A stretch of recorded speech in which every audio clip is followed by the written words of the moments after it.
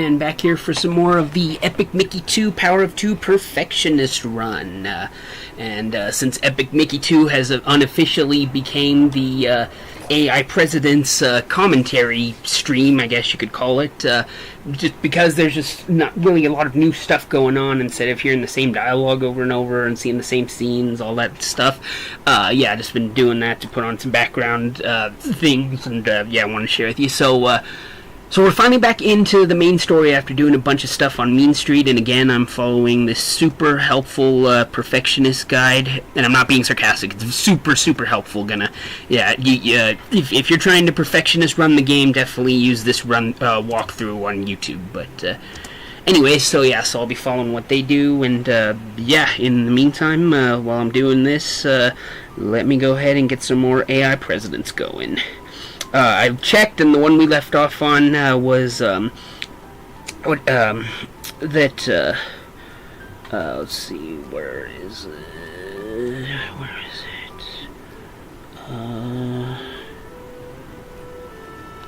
it? We did the Kingdom Hearts ones, then we did the Sonic. Okay, President's ranked video game genres. We are back with another tier list, and this time around I am going to be ranking various video game genres. And I felt like it was time to get back into some gaming related stuff. I will be doing these in bunches because goddamn there are just so many genres here. But yeah, I'm happy to do it as the biggest gamer of the group.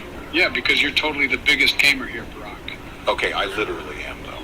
The Don would like to have a word because I demolished you in Mario Kart the other day. Dude, I was 7 shots of vodka into that session, and I'm pretty sure that I won every other race that day. That is simply untrue, and you don't have the facts to prove it. Joe was literally there.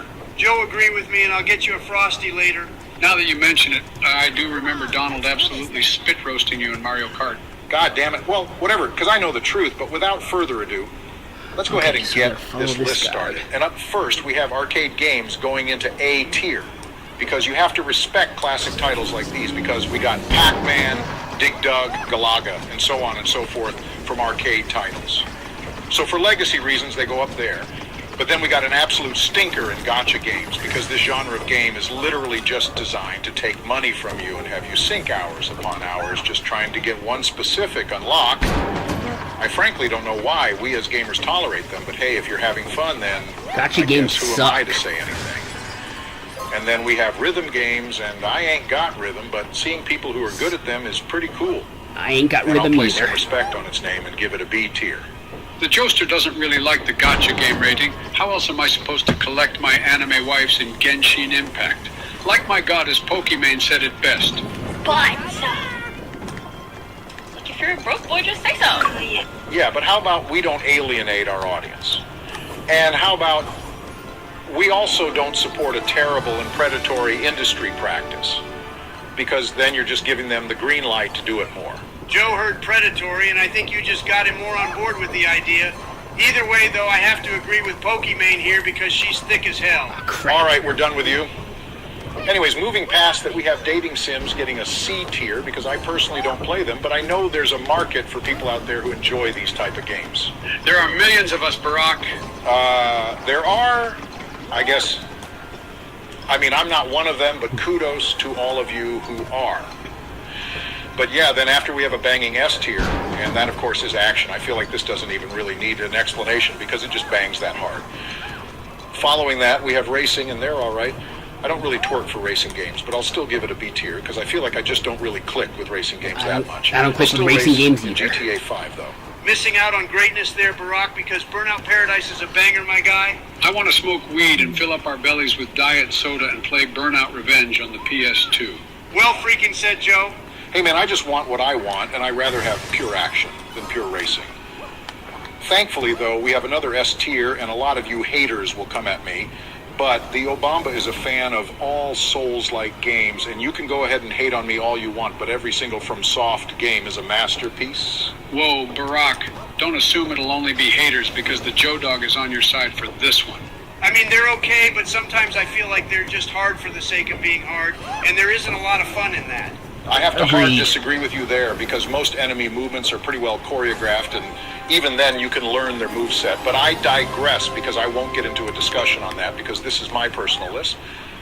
But yeah, then after mystery games, and this gets a C tier from me because I'm not a good problem or puzzle solver. Like I was playing Danganronpa, and I was so stumped half the time that I just had to Google stuff at a certain point.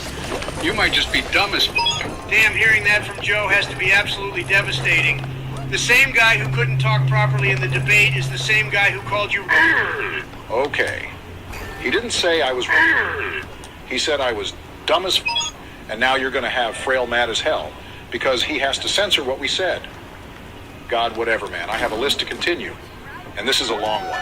But anyways, after that we have simulation games getting an A tier, and maybe it's probably because I'm a huge fan of games like City Skylines or even The Sims.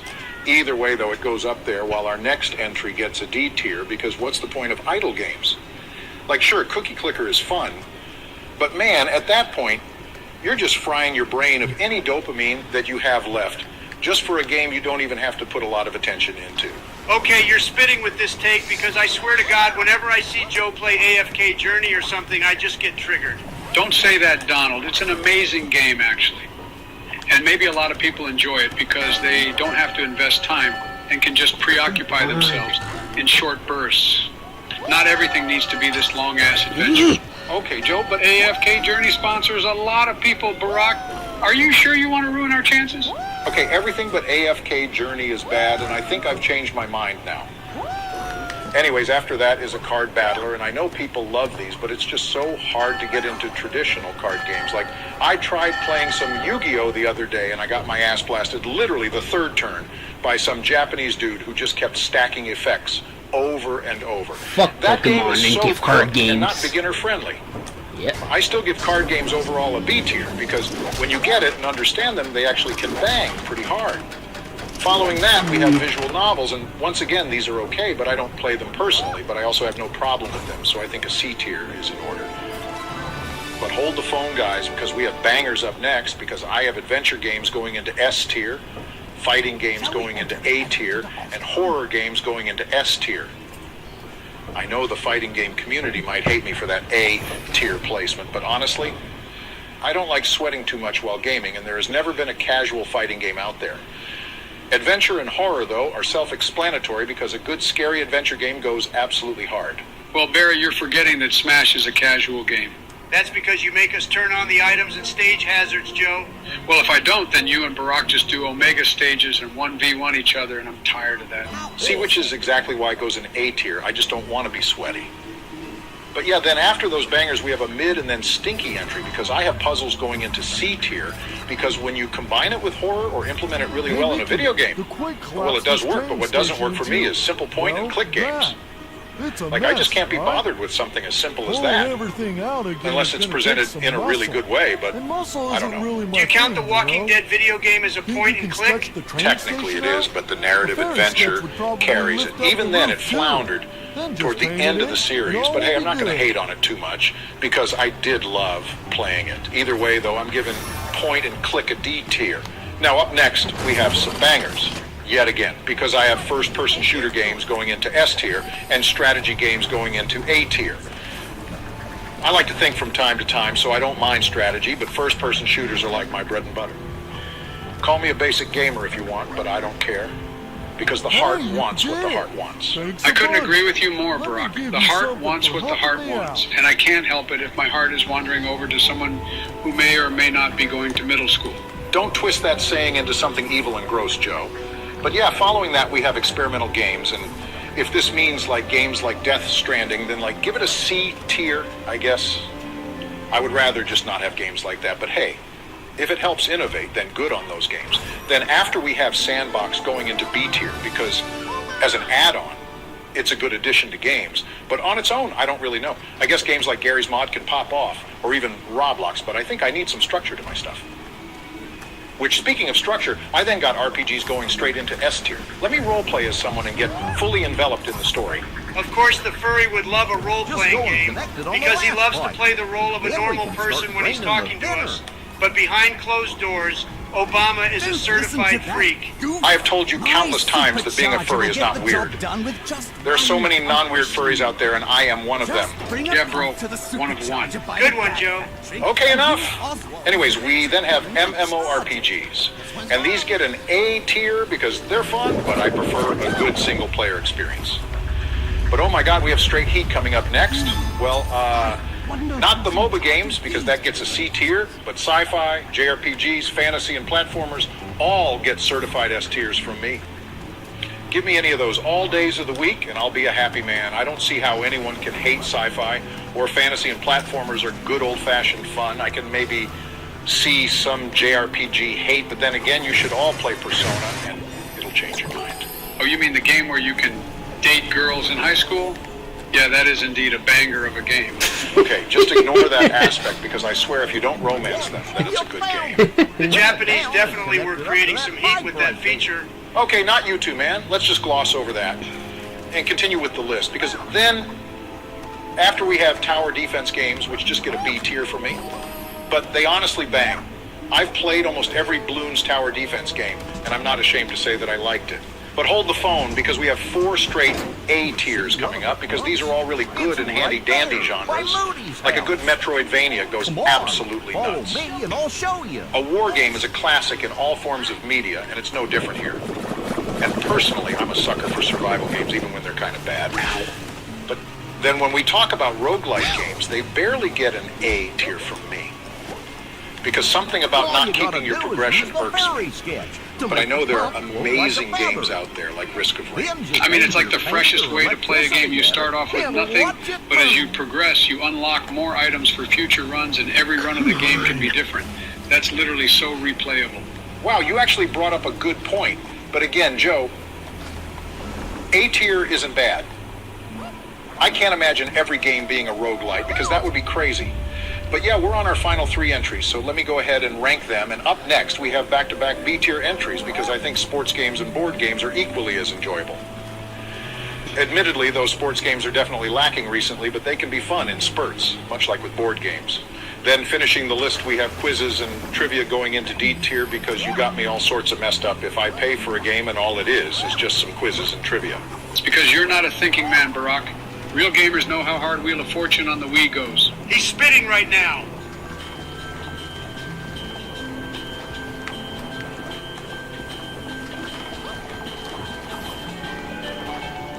Show. A bit of cloth. We should hang on to it for later.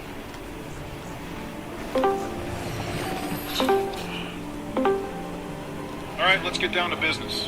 You? Business? I don't know that you're savvy enough for that, Brock. Fuck you, Donald. Let's focus on the matter at hand. Classic Donald, 10 seconds in and already derailing us. Oh, that's rich coming from the guy that derailed every legitimate point I made at the debates.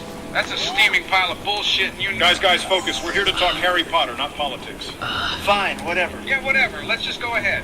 So first things first, this is an ordered tier list. Leftmost items are higher than rightmost items. Tier lists are the only place where that's the case, just FYI. Oh, here we go again. Come on, are we doing this or not?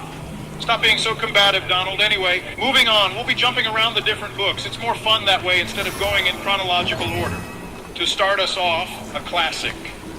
This is an easy S-tier ranking. There shouldn't be any debate over this one. Agreed. Solid S-rank material, no question. That seems a bit premature to me, Barack. What do you mean, Joe? This is the introduction to the Wizarding World. It brought the world of Harry Potter to life for so many fans, me included.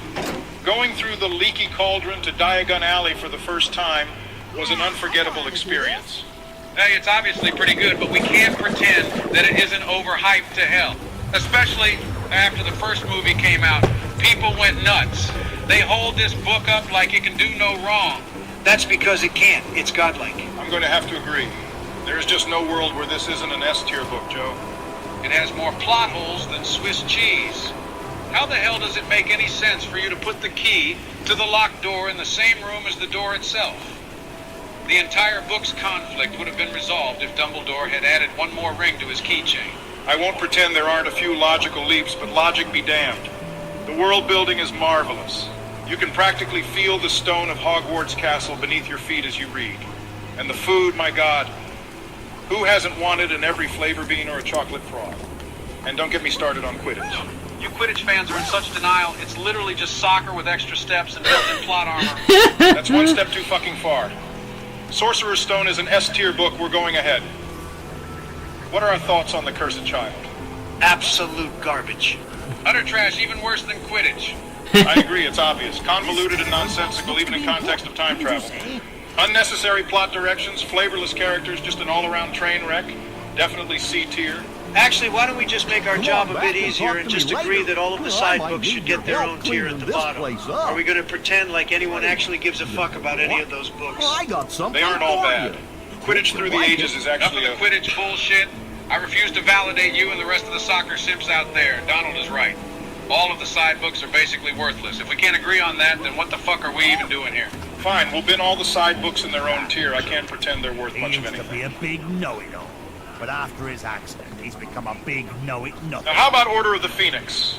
The longest book in the franchise. I think it did a lot of solid foreshadowing for events in future books, as well as gave us satisfying maturing character arcs for several different characters. If by mature character arc you mean Harry was going through the most boringly repetitive depiction of teenage angst I've ever seen, then yeah, I'd have to agree. It wasn't just Harry. Hello there, We saw a lot of mateys. development in characters like Ginny and Luna as well.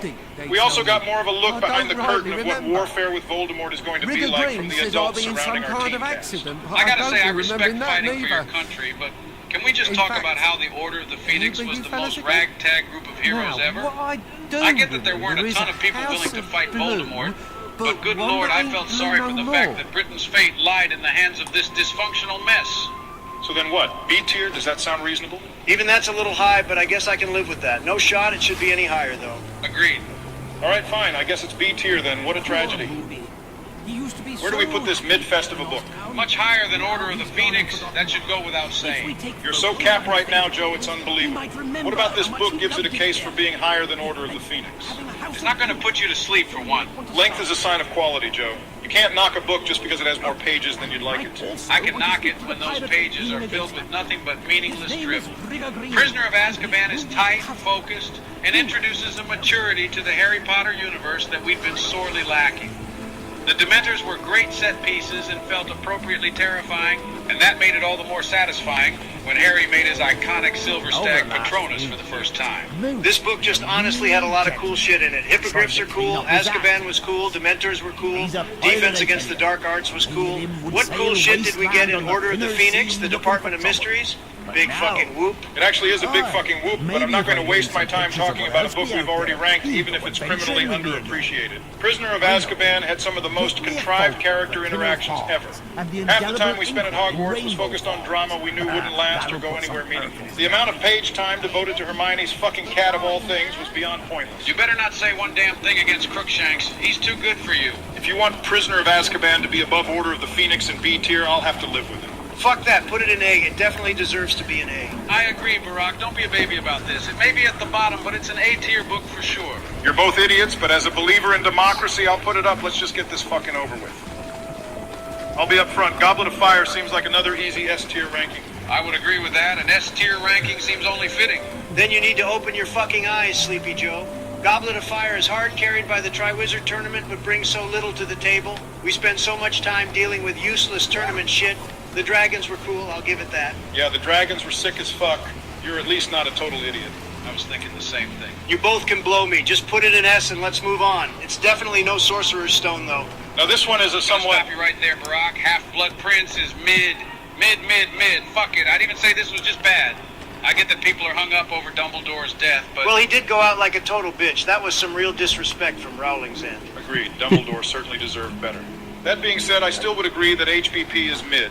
It had the opportunity to be an amazing book about Harry coming more into his own as our hero, and taking the torch up from Dumbledore, but overall it felt like we were spinning our wheels at Hogwarts for 60% of the book, and that's a tragedy. It's horrendous that time spent at Hogwarts would ever feel like fucking filler, but that's exactly what this book made it feel like. So am I hearing this correctly? Are we actually just all in agreement? Obvious C tier? This book is definitely C tier in my personal opinion. I almost want it in the who gives a fuck tier, but that's a step too far. It may be mid, but it's no cursed child.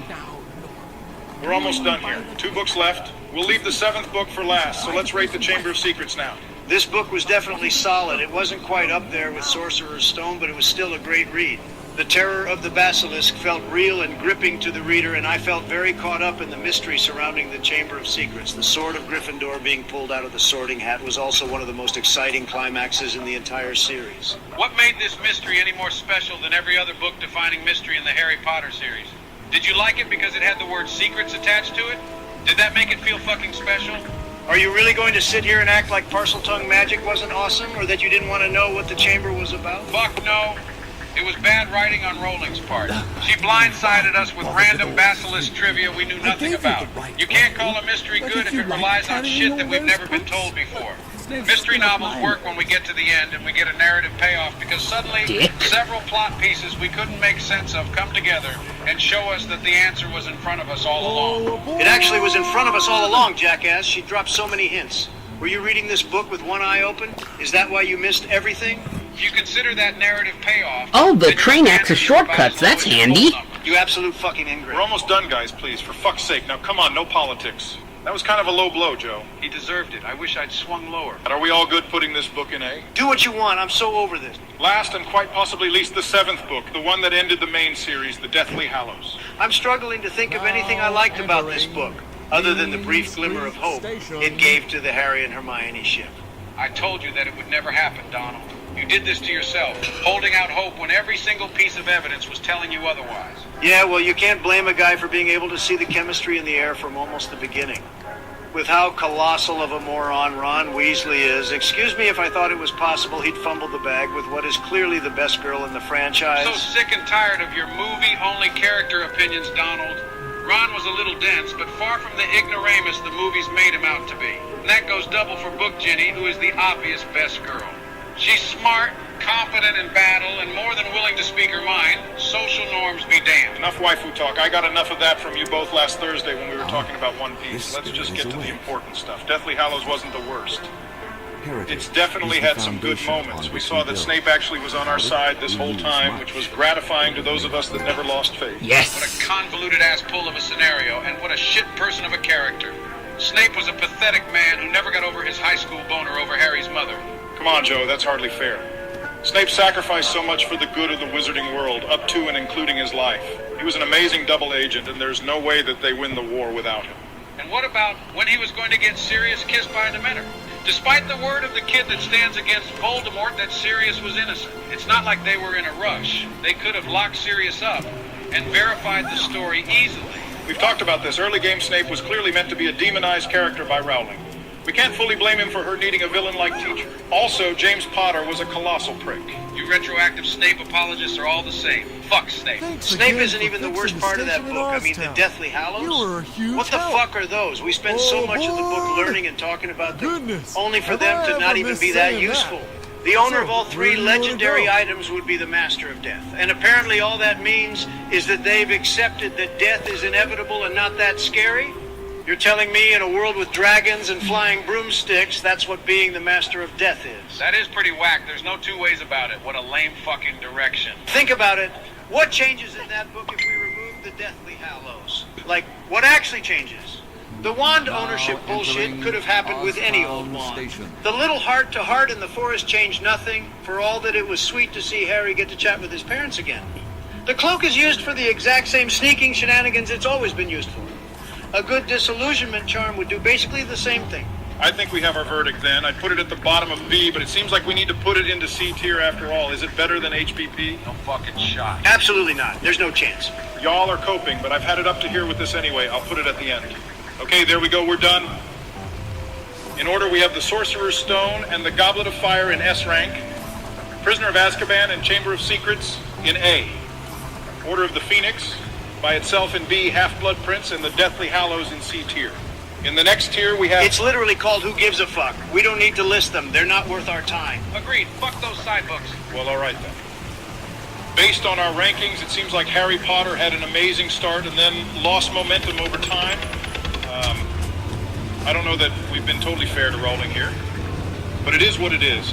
Now that we can see everything laid out, is there anything that stands out as being incorrectly placed? Sorcerer's Stone, but the world isn't ready for that conversation. Goblet of Fire is hard carried by nostalgia in the Tri-Wizard Tournament. It doesn't deserve its spot. Prisoner of Azkaban's barely B tier, and I can't believe y'all conned me into putting it at the top of the A tier.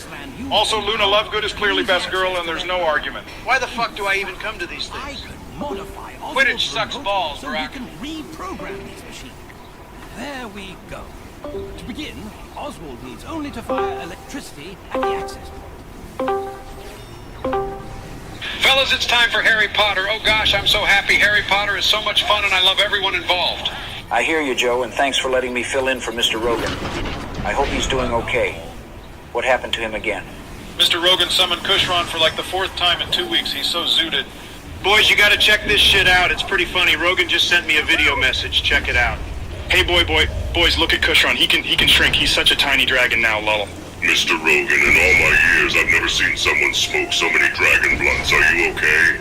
I'm so fine, man. I'm like in this shit foil, like my words are barley slurring it all. You know, like goff damn Kushron, you're so green, my guy. How did you get so green? Rogan, you're my homie always, but I have no clue what you just said. You should wish for me to heal you. How about I wish for you to shut the fuck up? Ha ha ha ha ha ha. I am just joshing you, Kushron. You're a bro, for real. Hey, you ever feel like we don't actually exist, but that we are all just I voices controlled by I, Toby, like that's so weird, bro. God damn, this dude is tripping out for real. Well, it certainly sounds like Mr. Rogan is definitely out of commission. I've never seen a more zooted alpha in my entire life. And I've seen many things, yes indeed many things. In fact, I think I've seen everything you could ever see ever. Anyway, what's the criteria for ranking Perry Hotter Barack? It's pronounced Harry Potter, Donald. I know that, idiot. I'm just making memes. Now tell the audience the criteria. Don't be such a wet blanket. The criteria is simple, gentlemen, like it usually is. We will be ranking the movies on a scale of enjoyment. I don't mind if you bring the books up as long as we all recognize that the movies are what we are ranking, not the books. We all know the books are better, so no reason to throw a hissy fit or anything if a movie isn't as good as the book. Is that cool with everyone? Don't compare the movies to the books. I already know that rule is going to be broken pretty quickly. Sounds good to me, Barry. I prefer the books, but each film brings something to the table to enjoy. I'm surprised you can even read those books, Joe. Your retinas aren't what they used to be, Blind Joe.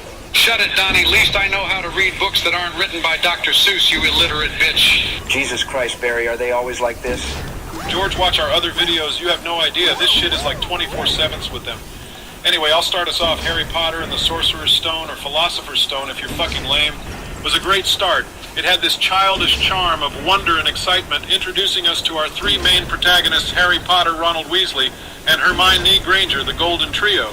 It's a great introduction into the wizarding world with highlights such as Harry making his fat-ass cousin Dudley fall into the snake pit at the zoo, Harry getting his wand, a giant troll that gets knocked out by Ron, and of course that awesome chess scene and finale. Overall, it's a great family movie. I'd give it a B tier. B tier is fair for sure. I think Severus Snape was a great red herring to throw off the audience. I won't lie, fellas, when I first watched the film, I genuinely thought that greasy prick was evil. Boy, was I surprised when it turned out that Quirrell was the evil one. I mean, he had Voldemort living on the back of his head. What a sick freak. Harry turned that bitch to ash. It was so hardcore. Oh, and we can't forget that wicked Quidditch scene. Quidditch was awesome, and seeing Harry catch the snitch was very exciting. My only problems with the film really boiled down to the 3rd floor itself. It's a bit confusing. Like, I know that giant 3-headed dog was guarding the entrance, but, like, does it ever go away? Like, where exactly did they fall? To the 2nd floor? Or is there just an entire catacomb of bullshit constantly under the 3rd floor corridor? Not only is the 3rd floor not really explained, but like, why the fuck did Quirrell try to choke Harry with his bare hands? Like in the scene, he snaps his fingers and starts an entire fire, surrounding the entire room. I mean, couldn't he have used magic to kill Harry? Why all the physicality nonsense? This movie is C tier for me.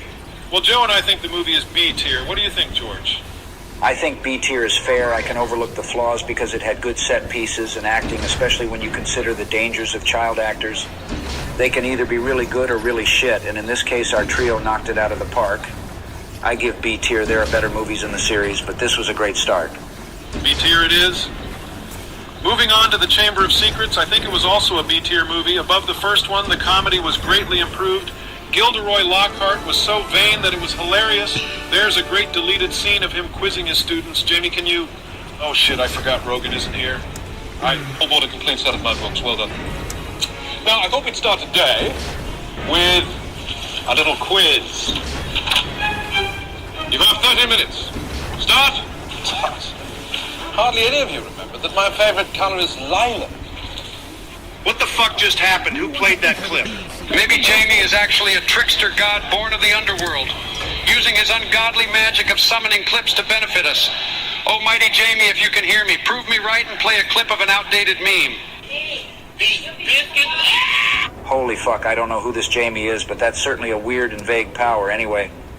Continuing on, I think Chamber of Secrets was great. Lucius Malfoy and his little crotch spawn were perfectly cast. I know we saw Malfoy in the last movie, but in this one, we get to see his father. And it all makes total sense on why that bitch turned out the way he did. The Basilisk was a really awesome creature. And Tom Riddle's diary possessing the young Ginny Weasley was pretty horrific. Forcing her to write blood on the wall and shit. Great film. And I'd argue it's actually the last child-friendly Harry Potter movie. It only gets darker and more depressing from here. Chamber of Secrets is B tier. Now let's move on, because George, you're right. Indeed, it does get more depressing from here, especially with Prisoner of Azkaban. I already know the normie response I'm about to get, so let's hear it, fellas. What do you rank this film? Solid S tier. I agree, S tier. It's one of the best movies in the series, Donald. It's obviously S tier. Exactly what I thought. You fucking normies make me sick. This movie is C tier. Avada Kedavra, Crucio, call me Sirius Black and call Donald Peter Pettigrew because I want to end his entire fucking existence. Jesus, Donald, you really think it belongs in C tier? It's a great film. What's wrong with it? I'm glad you asked, Mr. Let's Invade Iraq. Fellas, this movie series is about magic and saving the wizarding world. Why on God's green earth did J.K. Rowling add fucking time travel into the mix? You know how I feel about fucking time travel? The first 3/4 of this movie is great, but goddammit, they pissed me off so fucking much. The time travel in this film makes no goddamn sense. I already know one of the Potterheads are going to furiously type away to explain to me why it does make sense, but guess what? Wrong. That's all I have to say, it's wrong. You already have magic. Why can't we just stick to magic? I mean, for fuck's sake, even Rowling herself thought it was bullshit. That's why she got rid of them and never mentioned them ever again, because it's a stupid plot device. The movie is S tier up until the time turner fuckery. Overall, I give it a C tier. That's how bad I think it is. Well, goddamn, Donald, I knew you didn't like time travel, but I mean, a bunch of random events are shown throughout the final ending, hinting at something else going on, and they have Hermione constantly appearing out of nowhere to hint at the fact. So it's not like it's not established. Add on to that all the good things in the movie, like the Dementors and the reveal that Sirius Black is Harry's godfather, and you got yourself a great film. Oh, and Buckbeak is awesome. Can't forget the Hippogriff. Oh yeah, Barack? What about Peter Pettigrew? Fred and George had the Marauders map even before the third film. You're telling me they saw their brother sleeping with a man named Peter Pettigrew for over a year at the very least and never said anything? It was a good reveal, but there are glaring flaws in this film you're all ignoring. Okay, Donald, I'll give you that. That kind of is a bit of a plot hole, but still, the movie isn't C tier. I'd give it an A tier at the very least. I guess I can be content with A tier, but I swear, Donald, I will mess you up, bitch. Avada Kedavra. Here's a spell for you fuckheads, swish and flick and eat a fucking dick. I didn't expect so much heat from the third film. Anyway, I'm putting it in A tier. Now let's move on to Goblet of Fire. This is a mixed bag for me. The reason being that this film shits all over the source material like it's pretty bad. They ignore a lot of plot points from the book. And Dumbledore is written so poorly, Dumbledore acts nothing as he does in the book. In the book, he's always calm and collective, but in the movie, he's just a cranky old man. And he basically assaults Harry. I mean, look at this page from the book. Notice how it says the word calmly. Now look what they do in the film. Jamie, play the Dumbledore meme, please. Harry Potter!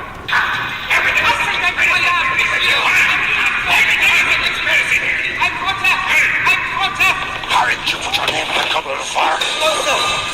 You asked one of the oldest students to do it for you? No, sir. You're absolutely sure? Yeah, this movie's pacing is kind of dog shit, not gonna lie. It has some high points, though. I think the performance by Jeff Rawle, a.k.a. Amos Diggory, when Cedric is brought back dead, is absolutely heartbreaking. I know a lot of people have differing opinions on this scene, but it makes this old man cry every time. Sniffle, sniffle. Jamie, oh Lord, from the beyond, play the tragic cries of Amos Diggory. Let me through! That's my son! It's my boy! say bye!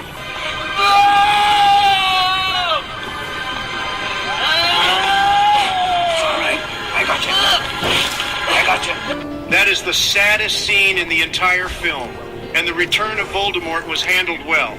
But look at the absolutely insane dragon sequence. I mean, for fuck's sake, in the book, the entire thing takes place in the arena.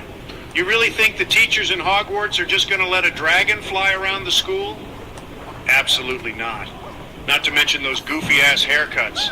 I mean, goddamn, Harry and Ron look like a couple of dummies. For real, this movie is C-tier. I agree, this film is C-tier. I like the casting choices for Mad-Eye Moody and, of course, Barty Crouch Jr. But the movie is just so much different from the book, it just kind of throws it all off for me. Do you fellas mind if I talk about Order of the Phoenix? Go for it, George. Let's hear what you have to say. Thanks, Barry. I think Order of the Phoenix is S-tier. I think it's the best movie in the series. Considering the 5th book is the longest, I think it's extremely impressive they managed to fit as much as they did in that 2-hour runtime. They perfectly captured Harry going through his struggles with Voldemort returning, and I think they handled that stupid bitch Umbridge perfectly. I love Imelda Staunton. She looks like a wonderful lady, and she's a phenomenal actress. She played Umbridge so well. She portrayed that evil toad perfectly, so perfectly, in fact, that whenever I saw her on screen, I just wanted to pick up the nearest shovel and bash her over the head until she stopped moving. I agree, George, that bitch can catch a shovel to the face. She used medieval torture methods. What a deranged bitch. This movie also has some of the most wholesome moments of the whole series. Harry reunited with Sirius Black was so wholesome, and it builds up the audience's emotion so that at the end, when that crazy lunatic Bellatrix kills Sirius, the impact is absolutely heartbreaking. The death of Sirius Black was very sad. He was definitely the coolest character. Gary Oldman is an absolute treasure and needs to be protected at all costs. I also like what they did with Snape, showing the audience that he indeed had reasons for disliking Potter. That scene where Harry uses Protego and accidentally goes inside Snape's mind was so goddamn good. That look of fear on Harry's face when Snape grabs him is priceless. The kid looks like he's going to shit himself. Oh, and who can forget how much of an absolute pimp Dumbledore is? When Harry is caught training Dumbledore's army in the Room of Requirement, that limp dick Minister Fudge comes to arrest him and he just fucking bails. He's all like, "Oh shit, bro, you thought I was going to Azkaban, Lowell suck on these wrinkly nuts," and then just vanishes. Jamie used the power of your bloodline to call forth that awesome scene. Patch and Owl to the Daily Prophet. If we hurry, we should still make the morning edition. Dornish, Shacklebolt, you will escort Dumbledore to Azkaban. I hope we might hit this little snag. You seem to be laboring under the delusion that I'm going to... What was the phrase? Come quietly. Well, I can tell you this. I have no intention of going to Azkaban. Dumbledore is an absolute pimp for that scene. This movie is S-tier. I wish we got more fights like the one at the end of this film where Dumbledore faces off against Voldemort. That's how all magical duels should be. Just two titans of their craft slugging magic at each other. Fantastic movie. Thank you for reminding me how awesome this film was. George, I vote S-tier. I agree on S-tier. It's a fantastic movie, but now we must unfortunately talk about Half-Blood Prince. Great book. But the movie is just so goddamn boring. I mean, the last 30 or so minutes were great, and it had the occasional moment of suspense, like when Harry and Dumbledore were looking through Slughorn's memories.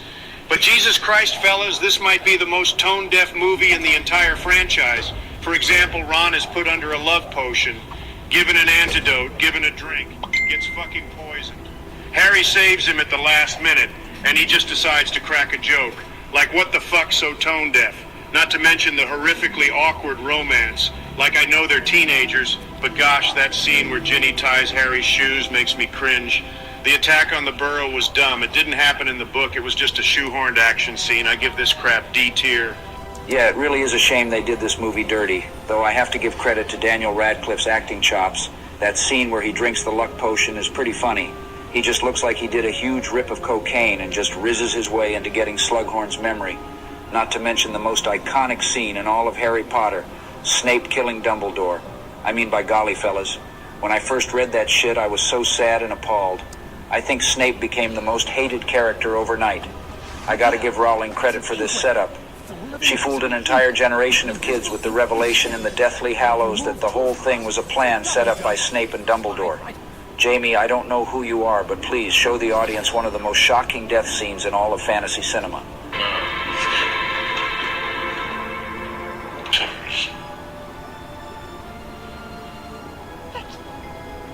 Please. What a cadavra. God, what an iconic scene. This was probably the most perfect scene in this film, but again, it still doesn't make the film. I mean, they took out the Battle of the Astronomy Tower and instead gave us Bellatrix smashing up the Great Hall. What a dumb decision. Don't get me wrong, I love Helena Bonham Carter. Yes, indeed, she can. Joseph on my R. Until I produce a Biden blast, she's amazing. But overall, the movie was just really meh. Though I wouldn't say it's a D tier. Tom Felton, Daniel Radcliffe, Alan Rickman all carried this film. I give it C tier. You already know Bellatrix is an absolute freak in the streets, but she's also a freak in the sheets on God. And I agree with Joe, the movie was C tier for me. You simps are giving this movie way too much fucking credit. It really wasn't that good. I have to agree with the carrot fellas. This movie is D tier. There's just not enough in it for me to rank it higher. Iconic moments for sure, but the movie as a whole was just not very good. George, I can't wait to rip you apart in the Ninja Storm 4 tournament. Remember this moment? You just gave me extra motivation to beat your Patriot Act looking ass. Shut the fuck up, Joe. Your performance against me is going to be worse than how you left Afghanistan. That's Rich Jr. I wonder who got us involved with Afghanistan. Anyone got any ideas, Barry Donald? Was it one of you? Oh, wait, no, it wasn't. It was you, George. By the time I'm done with you, your name is going to be George L., because I'm taking that W, bitch. Well, color me surprised, Joe. That was actually kind of based anyway. Can we put Deathly Hallows Part 1 in B tier? It was alright, just kind of boring. But it had its moments. Ron destroying the Horcrux, the gang breaking out of Malfoy Manor, and the death of Dobby was super sad and tragic. Even if I firmly believe house elves don't make any sense at all. Like how the fuck are elves enslaved in this universe when they can just snap their fingers and vanish? I don't know, maybe it's some sort of magical contract or some shit. But yeah, I'd give Part 1 B tier and Part 2 I'd give A tier. It was a pretty solid ending. Everyone's death was really sad. We lost Lupin, we lost Tonks, we lost Snape, we lost Fred, and many others. So sad. Harry Potter was a great series, a wonderful series. I think I watch at least 2 Harry Potter movies every year. They're all great films. What do you say, fellas? Do you agree with Big Donnie? You know what, Donald? I do agree B tier for Part 1 makes sense. The whole movie was basically set up for the finale, and the finale itself, while not perfect, did a great job of wrapping up the series. And Snape's death scene in particular was absolutely brutal. Not to mention the amazing acting of the late Alan Rickman, never forgotten. I'd argue Alan Rickman is like top 20 actors to ever act. Obviously, I'm hella biased, but the man was a genius. Jamie hit us up with the most brutal death scene in all of Harry Potter.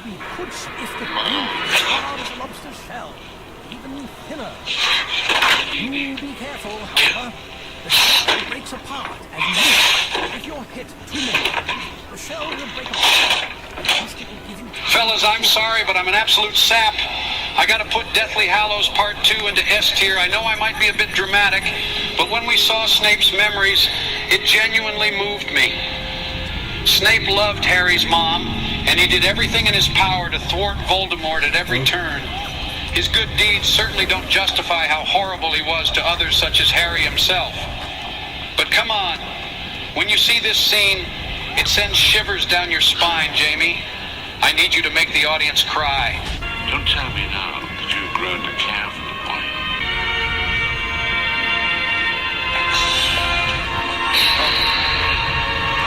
Come on. Hey. After all this time.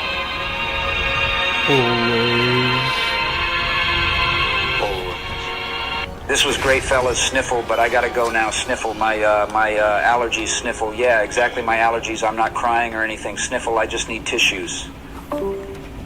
Melania, please hold me. The greatest tears in existence are flowing. The absolute saddest of Obama noises. Remember, my dear viewers, that happiness can be found even in the darkest of times if one only remembers to turn on the light. Thank you for watching. Look forward to me stomping Bush in Ninja Storm 4, but for now I must go in grief. We love you all, always. I must say, though, the way New York looks like a pelican on a map is quite astounding. I mean, can a pelican can if a can is canning?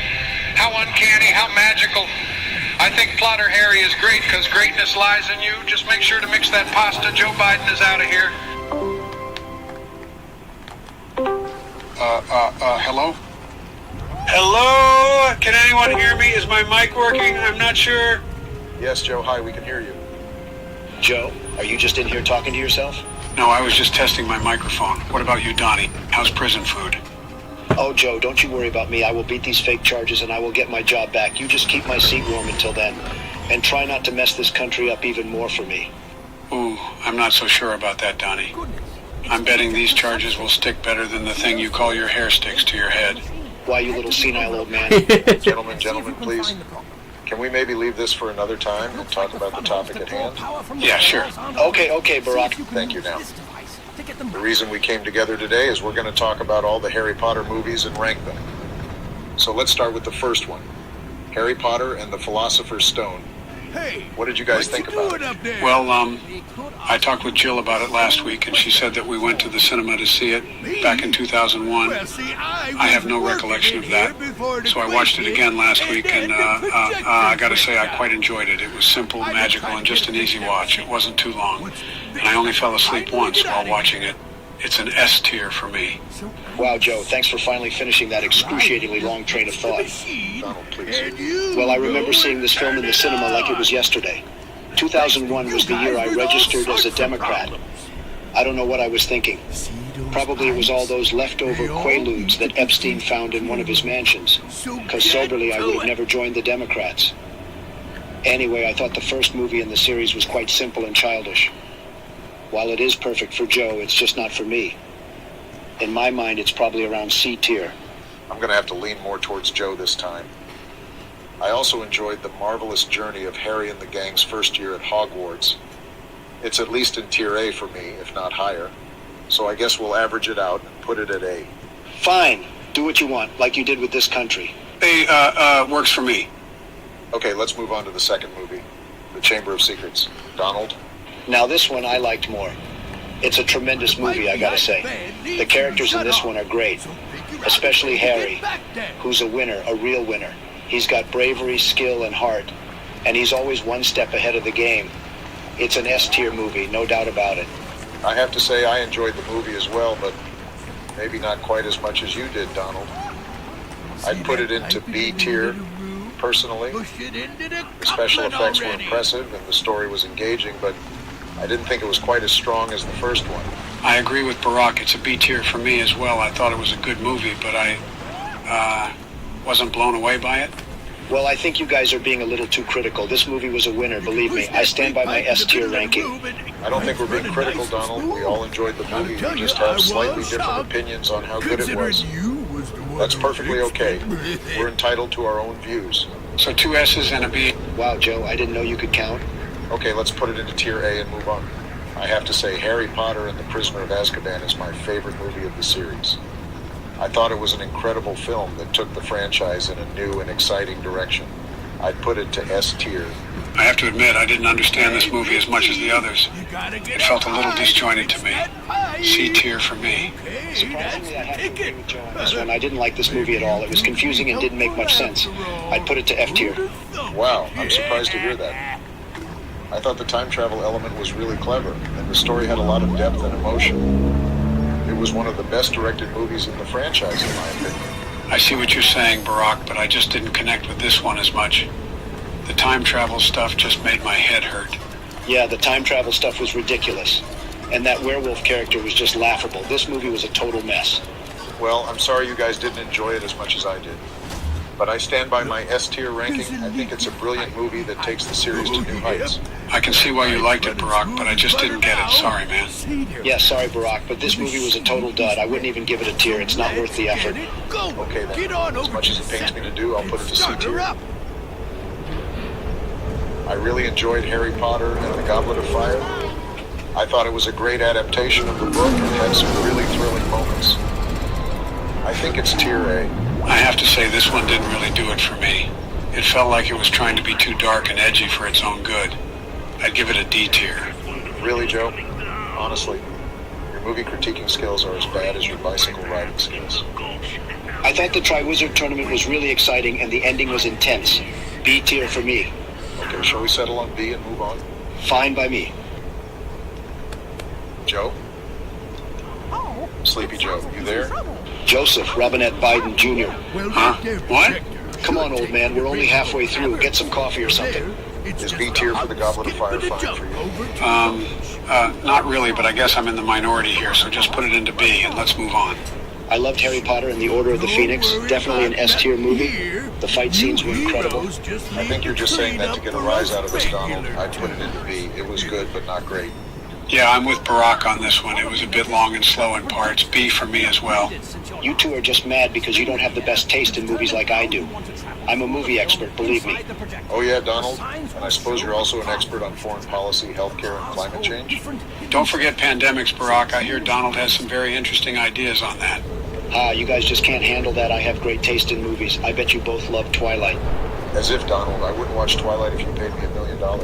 I'd watch it for $1 million, but only if you also threw in a bucket of popcorn and a large soda. Pathetic. You two don't know what you're missing. I have the best taste in movies, believe me. Sure you do, Donald. Just like you have the best words and the best hair. And the best crowd sizes, Barack. Don't forget that one. You guys are just jealous. I have the best everything. And I know for a fact that Harry Potter and the Order of the Phoenix is an S-tier movie. Well, we can agree to disagree on that, Donald. But I think we can all at least agree that it's a good movie. Even if we have different opinions on how good it is. Let's move on. Harry Potter and the Half-Blood Prince? Boring.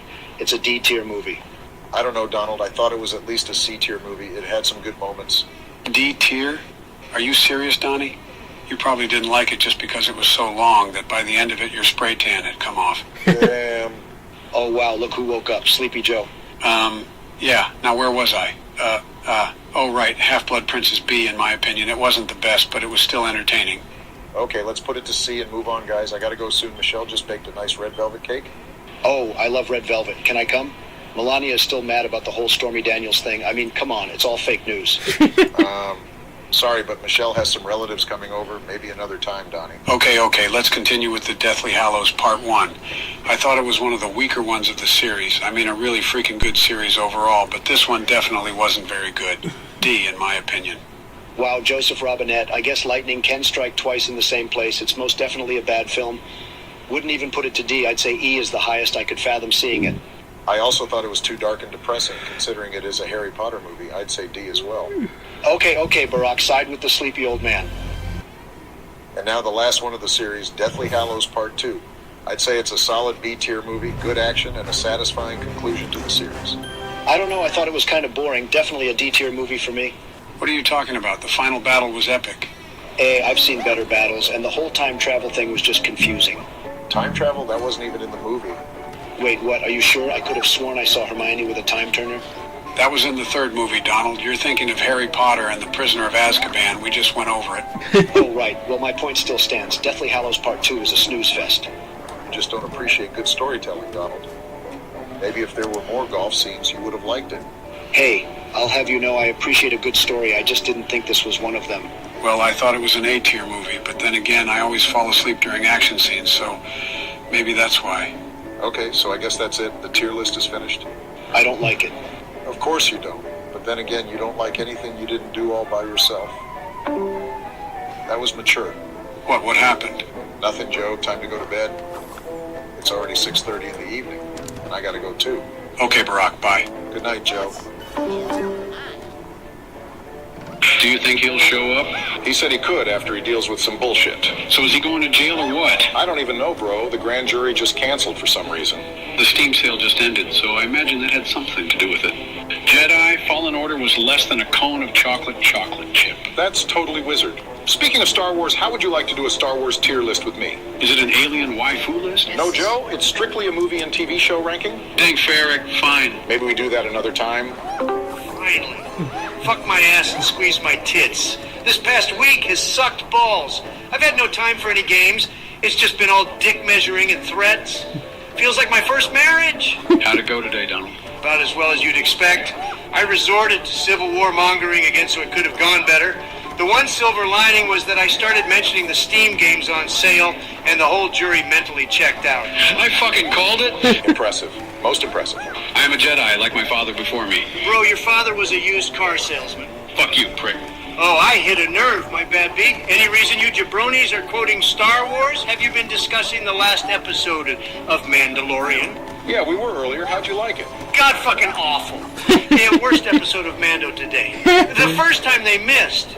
Really, the beginning and ending scenes with Mando and Bo-Katan are great, but the vast majority of the episode featuring Space Fauci and Feminism Incarnate was a fucking disgrace. Yeah, I'm mostly with you here, Donald. A real stinker. Bo-Katan has a dumpy, though. Facts. Straight pog. And I guess they couldn't all be good episodes in this series. Hey, I guess we've been spoiled so far. There's been a couple iffy episodes here and there, but nothing ever this bad. Well, I'm glad you're in the mood to review Star Wars, because I've got a Star Wars movies and series tier list for us. Ready to go? You in? Oh, fuck yeah. I can get swifty in here. Let's do it. All right, motherfuckers, let's get right into it. Let's start with the basics. Star Wars. Fucking masterpiece. You won't find me disagreeing with that one, Joe. The one that started it all. Do you guys remember the first time you experienced this film? I do, and it honestly brings a tear to my eye. I don't remember what I had for breakfast this morning, but I could recite every line of this movie front to back. This movie is so good it defies dementia. The perfect hero's journey. It surpassed everyone's expectations to such an extent that movies were never looked at the same way again. Well said, Barack. Every single character was iconic. Easiest S tier of human history. Agreed. I wouldn't have it any other way. It goes in Skywalker tier. Love the tier names. Thanks, man. Okay, well, I'm sure you know what's next. Empire Strikes Back. Instant S tier. I'm not even going to talk about it until it rests in its rightful place next to the first one. That's fair. Even with all our previous statements about Star Wars, Empire is an even better film. The love we found for the characters in the first one makes the emotional drama hit harder. And having the bad guys win was the shit. Yeah, and Yoda was fucking baller. Hoth battle, Jedi training, Boba Fett, Vader duel, and fucking Lando. Need I say more? I think we've covered it. Okay then, up next is Return of the Jedi. Third S tier in a row. No, Joe, it isn't. Are you fucking kidding me? Joe, this movie is good, even great, but it isn't as great as the first two. You're smoking crack, and not even the good kind. I'm not saying it's F tier, man. I'm simply suggesting it should fall into A tier by comparison. You know, Joe, I'm going to have to agree with Donald on this one. It's not quite S tier. The first act was a shit show. You too? I can't believe this shit. You're going to disrespect Slave Leia like that? Joe, that was extremely problematic. Yeah, Joe, I'm not one to fight for women's rights, but that shit was so sus. And that whole plan was just so brainless. They walked in one by one to be captured. And Luke's wise plan was to do the same, but this time attempt to assassinate Jabba with a fucking gun. Made zero sense. Plus, Boba Fett got so unjustly thrown away after he did such a great job. It was just like the last election. What about Ewoks? Joe, nobody likes Ewoks like you do. The last act carries this movie hard. Okay, fine, but it was the best final act. That's debatable, but not out of line. So we agree on Ahsoka tier. I think it's sacrilege, but I'll get over it. Okay, cool. We mostly agreed on the OT. Now here come the prequels, starting with Phantom Menace. Mixed emotions. I remember clowning this movie when it came out, but with time I've grown to enjoy it. I was a day one fan, and it's never changed. I agree it isn't as good as the OT, but the creative genius of Lucas still shows itself throughout this film. I hear what you're both saying. In retrospect, this film isn't as bad as people say. Jar Jar's an unfortunate presence as always, but Qui-Gon was a legend.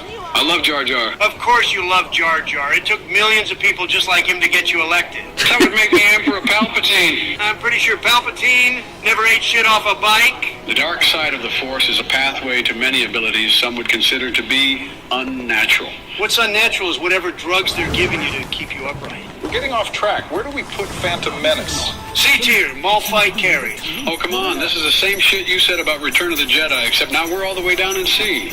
I'm up at A tier. I'm not quite as high as A, but not quite as low as C-3PO. The plot was slow at times and dialogue was mid. I think a solid B tier is in order to average it all out. Fine. That's okay, I guess. And how about Attack of the Clones? It's a better movie at least than Phantom Menace. I enjoyed both pretty equally. Okay, now I'm the hater.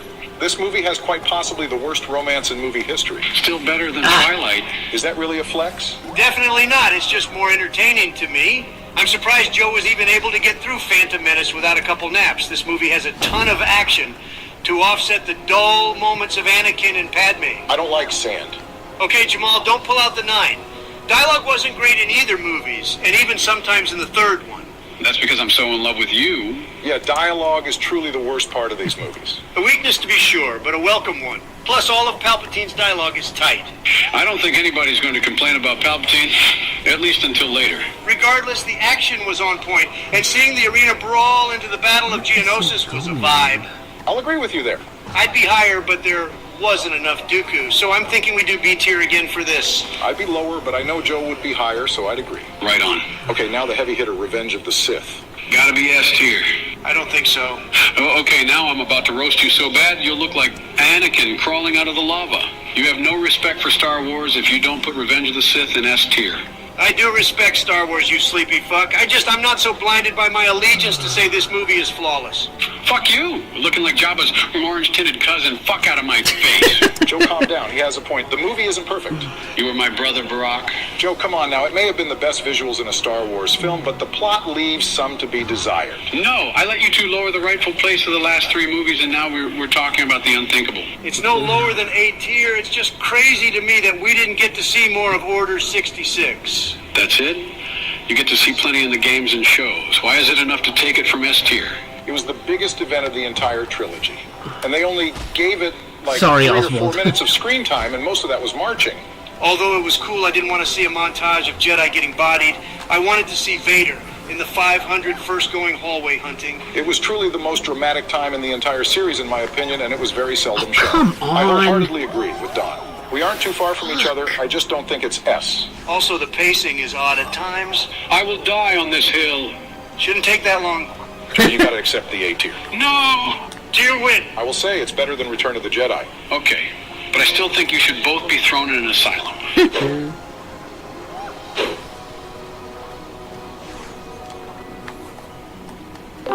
What's up, my Nictos? Same voodoo, different day. Hanging in there, Donald. Yeah, I guess. Pelosi is up my ass every planetary rotation, though. Yeah, she's a Rancor-sized bitch sometimes. That's one part of office I don't miss. Don't act like Michelle doesn't drag you out by the balls to brunch every Tuesday with Nancy. You got spies looking in on my affairs or something, Don? No, Barack, spying is your department. I swear, dude. You're like that cantina alien that has a dick for a mouth. You want to catch these hands? Get him, bro. Joe, I wouldn't talk if I were you. Remember when you tried to take me behind the gym and teach me a lesson? Didn't I knock you out in one punch? No, Joe. You got confused and started fighting a crackhead in an orange shirt. He would have killed you, but Hillary's guys popped out of nowhere and shot him 52 times. It was ruled a suicide, of course. Funniest security tape I've ever seen. You did take a full 40 ounce to the head from that guy. I noticed a severe drop in your cognitive ability after that. No way. I don't remember any of that happening. I'm shocked. I'll send you the video on Finsta. Meanwhile, you guys want to continue the Star Wars tier list? Sure. People really liked the last one. You guys got ratioed so bad in the comments, by the way. Revenge of the Sith S tier? Thank God this isn't a democracy. But does this mean we need to talk about the god-fucking-awful sequel trilogy? Yeah, we'll have to cover it. That's not even really Star Wars. It is, technically, but I'm not too psyched about it either. Don't worry. We'll start with some series that are closer to our hearts. Good, Anakin. What's first? First one is a classic, Tartakovsky's Clone Wars. Oh, fuck yes! I remember this one. Grievous was a problem. This Grievous solos the franchise. Not quite. My man Mace stopped him and gave him perpetual bronchitis. Okay, that's true, but really this show is a piece of art. Tartakovsky doesn't fucking miss. Have y'all seen Primal? Hell yeah, man. No. Is it good? It's even better than this show. And that's saying a lot. I'll check it out. What are we thinking? The only drawback to me is the length of each episode being 15-ish minutes. It's the old cartoon format, but it's not the best for Star Wars, in my opinion. Luckily, they made so much of this show that it's now more of a couple-hour binge watch. Very satisfying. I agree with you on this one, Donnie. For a cartoon, it really hits the mark. Awesome. We think it's Skywalker? I was. Okay, that one was easy. Next up, Star Wars Clone Wars. S tier. Are you kidding me? S tier. S tier. S tier.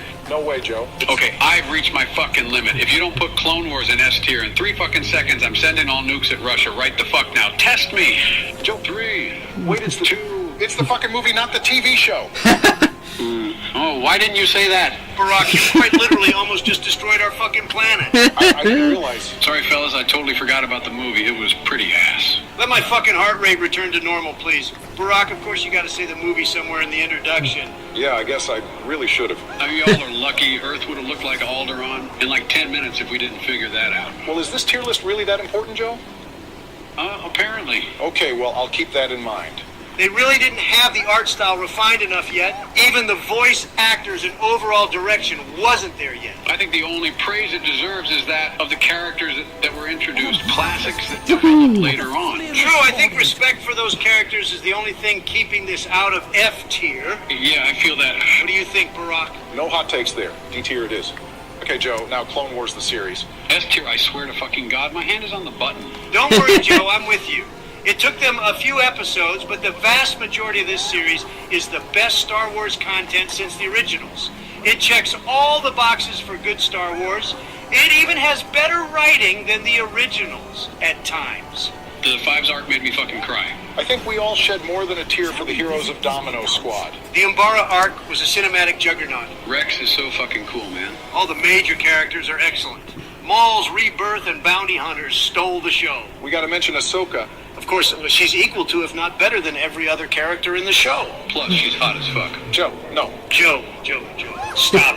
What's the matter? She's super hot. I'd like to grab her little tentacles and... Joe, Cap! She's 14, Joe. No way, she looks much older. Is that what you would tell a judge? What season are you talking about? Let's say 7 for argument's sake. I don't enjoy how you said that. Ha! It was a trap, Joe. She's 17 even in season 7. Oh, come on. Filoni is practically baiting us. Don't say us, Joe. You're defending pedophilia right now. Some species age differently. What's the age of consent in the Galactic Republic? Jesus fucking Christ, Joe. Cap! This is no longer debatable, and I wouldn't suggest researching those points. Okay, fine. I already chose a hill to die on. Ventress is pretty thick, though. I really don't want to agree with you after all that, but she is hotter than the Mustafar system. Joe, I know you want to do the alien waifu tier list. It's just not this video. Fine, but I'm going to be bricked up for the rest of this. That thing better be for Ventress, you fucking pig. Are we going to put this in S tier or what, bro? I can't be talking about underage aliens with all this shit I have on my plate already. Of course, Maul and Savage are also low-key the best part of that show. Oh, you forgot Hondo? There's just so much to love. We didn't even mention how Anakin is better in the show than he is in real life. I like both, but I prefer the shows. I'm saying, but Hayden did as much as he could with what he was given. Okay, next is Rebels. I liked it. I thought it was pretty mid. I also liked it. However, it had many more drawbacks than Clone Wars had. Disney cut Filoni's budget, fucking bastards. Hated the art style, personally. Yeah, I get it.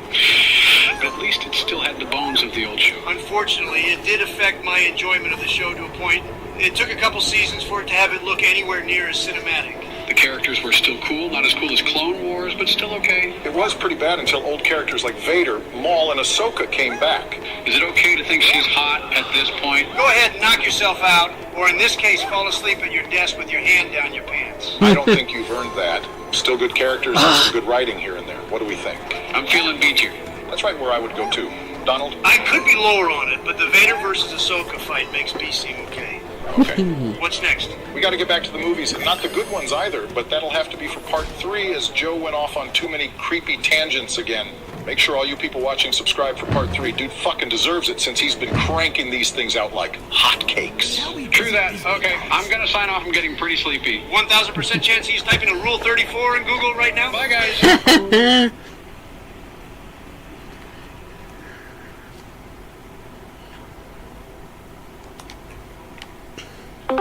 Another day in fucking paradise. How'd it go, Donald? Not too bad. This ink is impossible to wash off my fingers, though. Hey, I think somebody pranked me. Joe, you little rascal. Was this your dirty work? April Fools. If you were the one in charge down there, I'm gonna be pissed. Nah, that was the only idea I was allowed. What else happened, Don? They didn't let me get my mug shot. Why not?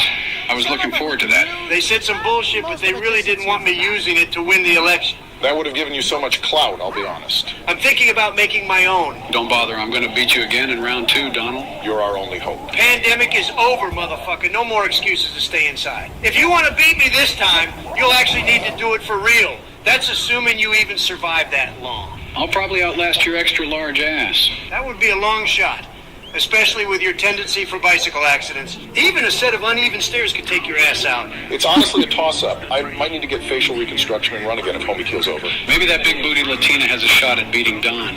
AOC? No shot. She would get triggered and cry from even being in the same room as me. Yeah, if she became president, I think every country in the world would nuke us immediately. I would fully support that decision if that were the case. I honestly don't even want to think about that shit right now. How about a tier list? You already know what I want, Barack. No, Joe. 5K subs. Then we can get bricked up to fictional characters. Okay, fine. But if it takes too long, I'm gonna use taxpayer dollars to make it without you. Don't be a bitch, Joe. What list are we doing then? Let's try to work through Star Wars. The people have been asking for it. I'm down with that. Wait a minute. Is this the fucking Disney Star Wars episode? Yeah, it is. You are seriously trying to attack my mental health right now. Kinda am. But we can start with something that isn't god-awful. How do we feel about Rogue One? Okay, you got me. I totally forgot Disney did this one because it's actually a good movie. Just good. Fuck that. This movie is bussin'. I'm curious to see where we land here. I'm just gonna straight up say B tier. Congratulations. You're being stupid. Let me guess. You're at S tier. Damn right I am. The cinematography was amazing. Andor is a great character. The space battle was borderline the best in any Star Wars movie, and Darth Vader is in it. What more could you want? It suffers many of the same issues as our old pal Return of the Jedi. First act was pretty cringe, and the plot excluding the final act was mid. I'm somewhere in between y'all. I think Don's issues with the first arc. But the characters are awesome, with the exception of one. Who are you talking about? Saw Gerrera was the most lame character in this shit. I thought he was cool. Plus, I love him in the Clone Wars. The Clone Wars being peak doesn't give this film an excuse to have no logic. I mean, seriously, he said, I can't come with you. I'm done running. When that was legit the only option, the fucking whole place was exploding. Shit was ass. Just walk 10 feet to the fucking ship. You don't even need to run. Okay, but I feel like that's one small issue. To be honest with you, I don't agree that the characters were all that good. Krennic was good, Andor and his droid were great, but Jin was pretty basic. As for literally all other characters that this film creates originally, high-key ass. That's not true, Donald. Yeah, and you look like the tentacle monster from this movie. Name any original character in this movie besides the characters I mentioned. Well, that's not fair. Krennic was awesome. I see your point, to be honest. I can't name a single one. I can't even remember the droid's name, and he's my favorite. The only way I've been able to remember the characters' roles in the story at all is by making up nicknames for all these losers.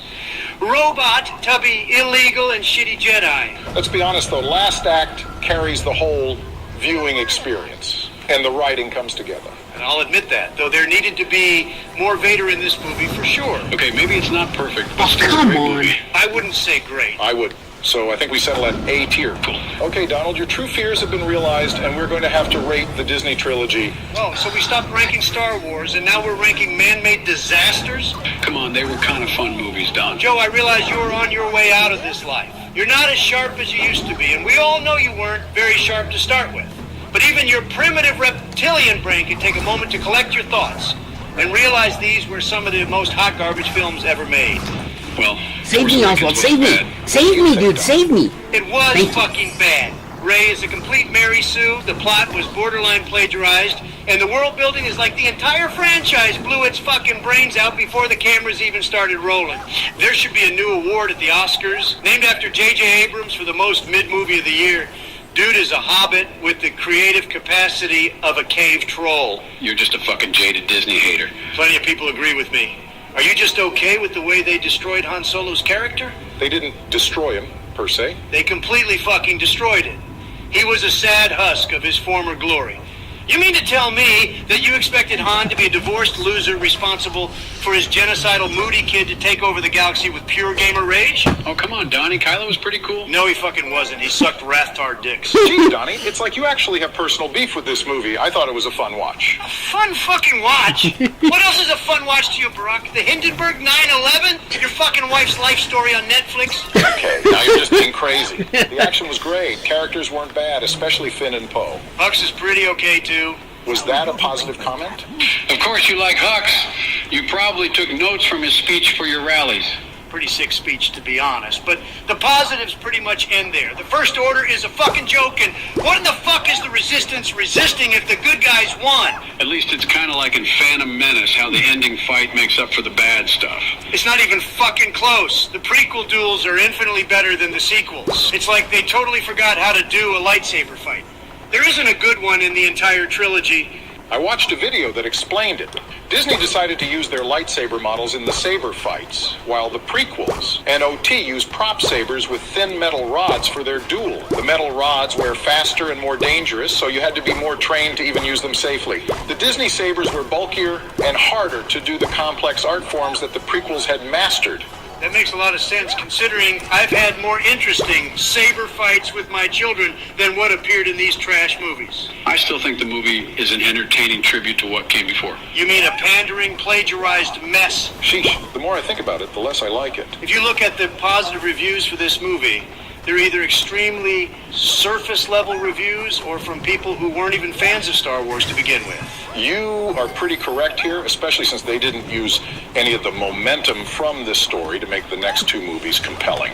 I don't care, this movie is good. Tell me how. You keep saying what a great movie this is, yet you haven't defended it. Quick break, gotta call my mom, so shutting off the microphone for a few minutes, but I'll still be playing as usual.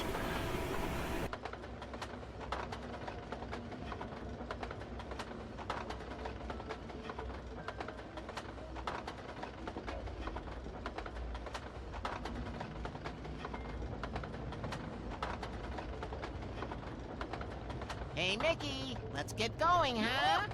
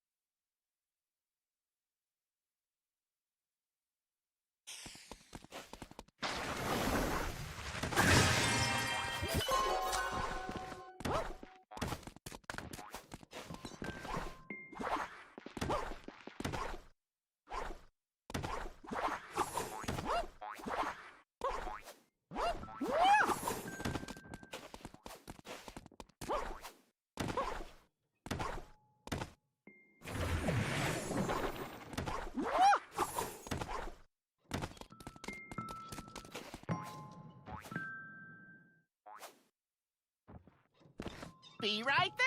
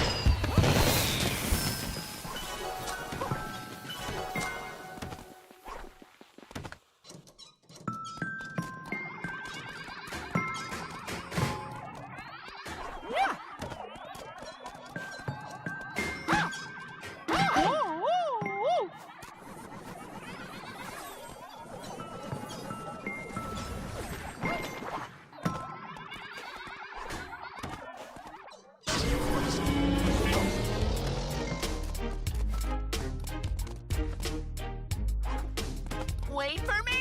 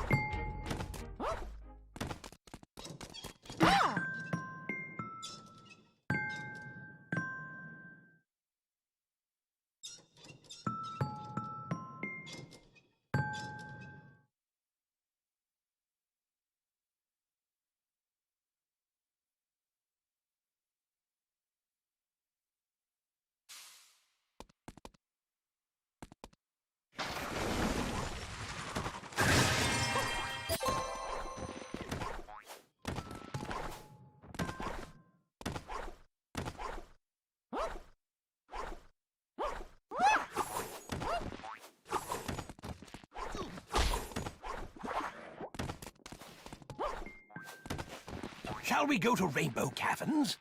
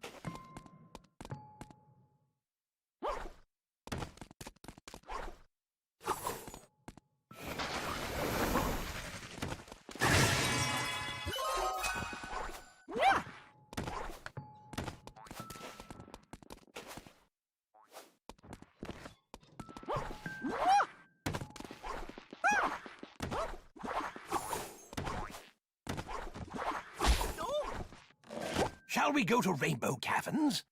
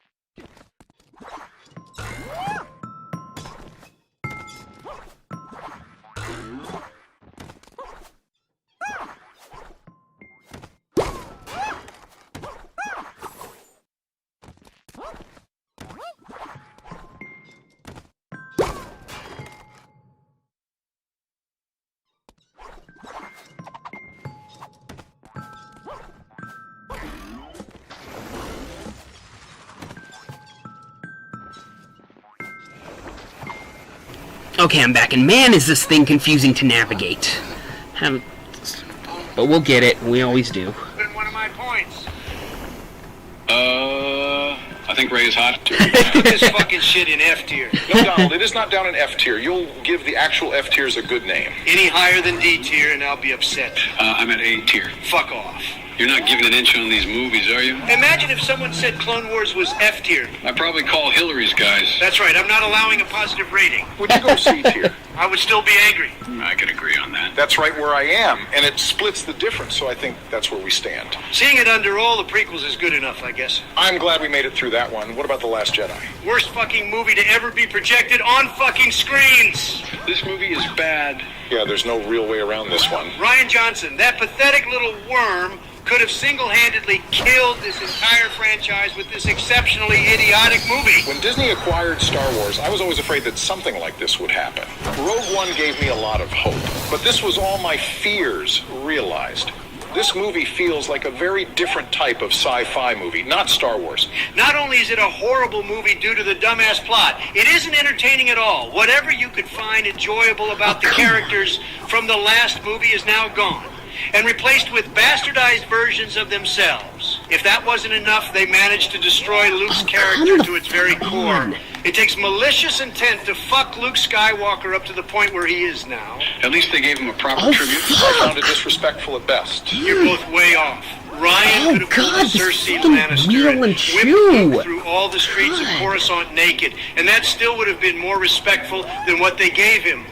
Luke's character is hopeful and faithful to his ideals, even in spite of insurmountable odds. What we see in this movie is a disrespectful old rotten hermit that commits bestiality on alien camels. Damn, what about the cool space explosion? That shit was universe-breaking and not earned by the character whatsoever. Holdo is probably the worst character in the franchise, right next to Rose. Between the both of them, you can see why it was a massive mistake to sell Star Wars to Disney. Rey is kind of hot, though. She's pretty mid, now that I really think about it. I guess we'll see in the Star Wars waifu tier list. What about porgs? I wish Chewie ate them all. Do we want to talk about how Rian Johnson blamed the toxic fans for the backlash of this movie? That is a galactic-sized cope? It's like he gets off on being wrong. Kathleen Kennedy and Rian Johnson should have just made a new franchise to play with their terrible woke Karen plot, led by female Giga Chads, and left Star Wars the fuck out of it. Rose was such a bad character that she dragged Finn down to her level. Their entire plot line could have been cut, and it would have actually improved the movie. Holdo could have been pretty hot, but her character was just too space Karen for me to stay bricked up. She sucks so fucking bad. Poe should have blasted her right in her snarky fucking face. She was so bad that we barely even remember the goofy Leia space flying shit. Why is that the most tame and logical shit in this movie?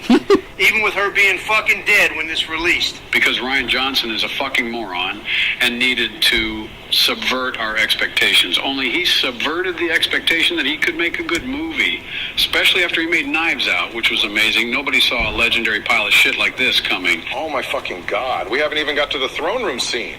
Worst saber fight ever. Looked like when you were with the boys and got in trouble at Target for fighting with the lightsaber toys.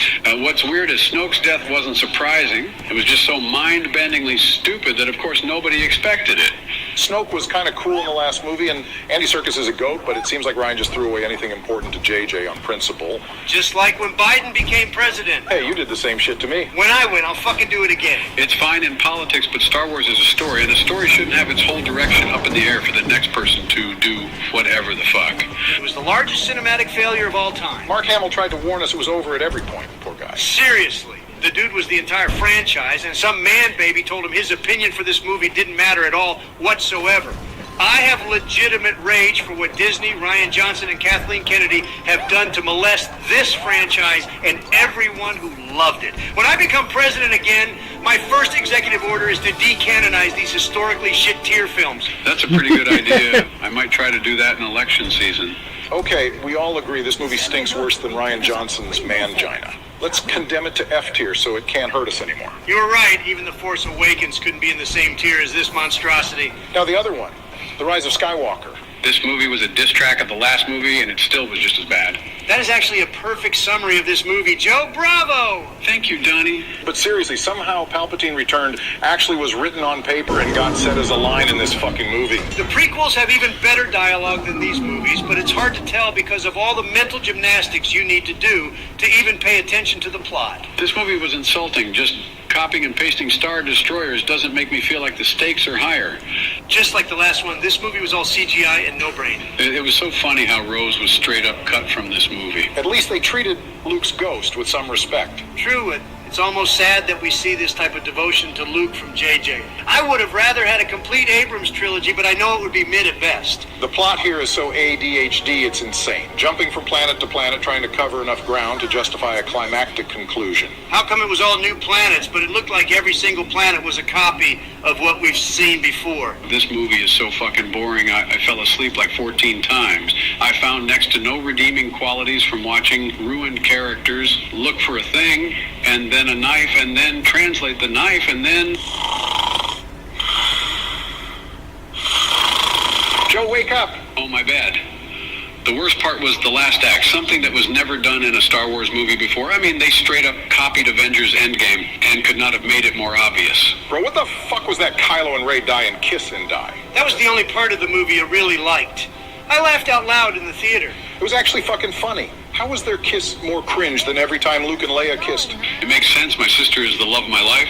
Do you guys think Palpatine was even good in this movie? I only think there was one good character in the whole film, and he was a meme character. Babu Frick? You know it. On God, that little guy was high-key drippy. It's like the opposite of Phantom Menace, where the meme character is the best part and the movie sucked dick. Best thing about this whole trilogy, to be honest. How did you guys like the Chewie death fake-out? It surprised me because I genuinely thought they hated all the characters from the OT, and blowing him up by accident would not have been nearly the worst treatment of a previous character in these films. This movie was so bad, I honestly didn't care if Chewie was dead or not.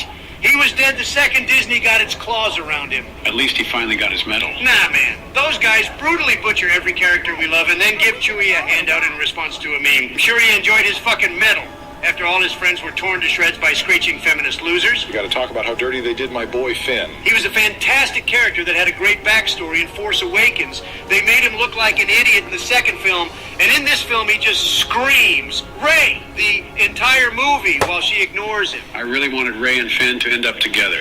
I love black dicks and white chicks. Too bad that would be a satisfying end to the story. Instead, they just pulled a Marvel superhero trope and made a gender-swapped clone of Finn. I'm pretty sure Lando stole her at the end of the movie, too. Oh, yeah, he's gonna show her who Daddy is. John Boyega didn't deserve that. Dude, this fucking movie was such a passionless fart with pretty colors. It's actually hard for me to tell you which movie was worse, this one or the last one. I think the last one was worse, but this one deserves to be an F tier as well for trying to reverse The Last Jedi and being just as bad while doing it. Yeah, just put it in F tier so it can die. Also, that Rey Skywalker line was fucking dumb. I'm pretty sure that line was just to get people to start leaving the theater. What a way to end the worst trilogy mankind has ever seen. Okay, guys, I think we'll wrap this up. Part 4 will be the last part, and we'll go over the Disney Star Wars series. It'll be a lot less depressing than this shit. I want to thank all the viewers for watching. We've been growing at light speed. Please subscribe so we can do some alien waifu lists. You heard him. If you don't subscribe, Rey will kiss you and you'll die of cringe. May the Force be with you.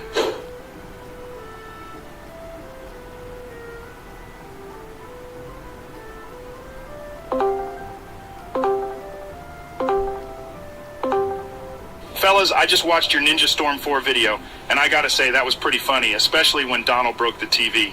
Yeah, little baby boy over there didn't take too kindly to losing to my waifu Conan. You used Kaguya, you fucking museum artifact. Fuck you. Can I get a skill issue in the chat? Gentlemen, please, the tier list says Star Wars, not Ninja Storm 4, so can we please stay on task? God, I'm so excited Star Wars is such a unique franchise. It's simultaneously the best and worst sci-fi franchise of all time. No one loves Star Wars as much as Star Wars fans. I agree, Alpha Joe, and on that same coin, I'd also argue no one hates Star Wars more than Star Wars fans. Very true. I fucking hate Star Wars so much that I love it. It's quite an abusive relationship. Oh, Star Wars, you've been around forever, and you'll probably outlive a significant amount of the population today, you glorious bastardized franchise. Anyway, today we will be ranking all 9 mainline Star Wars films, and there is quite literally no possible way to please everyone. I know that whatever ranking we put on, whatever movie will be scrutinized to the highest degree, so just try and be gentle if you can. If not, Obama is going to square up. I'm ready at any time. I'm already ready to square up, Barack. I know for a fact we will all probably agree on 2 of these movies, Max. I am one with the Force, and the Force is with me. We aren't ranking that film, Sleepyhead. Try and keep up. Piss off, Donald. I know everything about these films. I will slaughter you at trivia. Fellas, let's just start with episode 1 and go in order, okay? It's too early. I have a massive hangover after drinking with Kushron, and I need us to hold off on the yelling of insults, please. Fine, but only because you asked Mr. Rogan. As for episode 1, it's a complete mess. It doesn't exactly know what it wants to be half the time. An adventure through space, a political piece, a fucking Star Wars movie. This film introduces some wonderful characters. Anakin, Qui-Gon, a young Obi-Wan, and Padme. But then it gives us shit like Jar Jar and trade route taxation. I suppose it's all right world building, but it just drags on. There are two exciting set pieces of this movie, the pod racing scene and the final battle at the end with Darth Maul. But I won't lie, fellas, it can be a bit of a chore rewatching this film. All in all, I'd give episode 1 a C tier. Honestly, C tier is probably fair. This movie somehow made me hate the entire Jedi Order, and they were only on screen for like 7 seconds.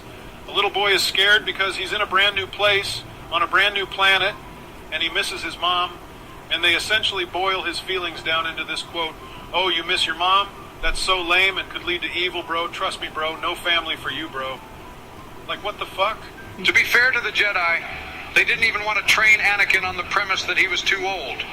So you can't really fault them for wanting to stick to tradition. Typical Jedi cope. How is 9 years old too old, Sleepy Joe?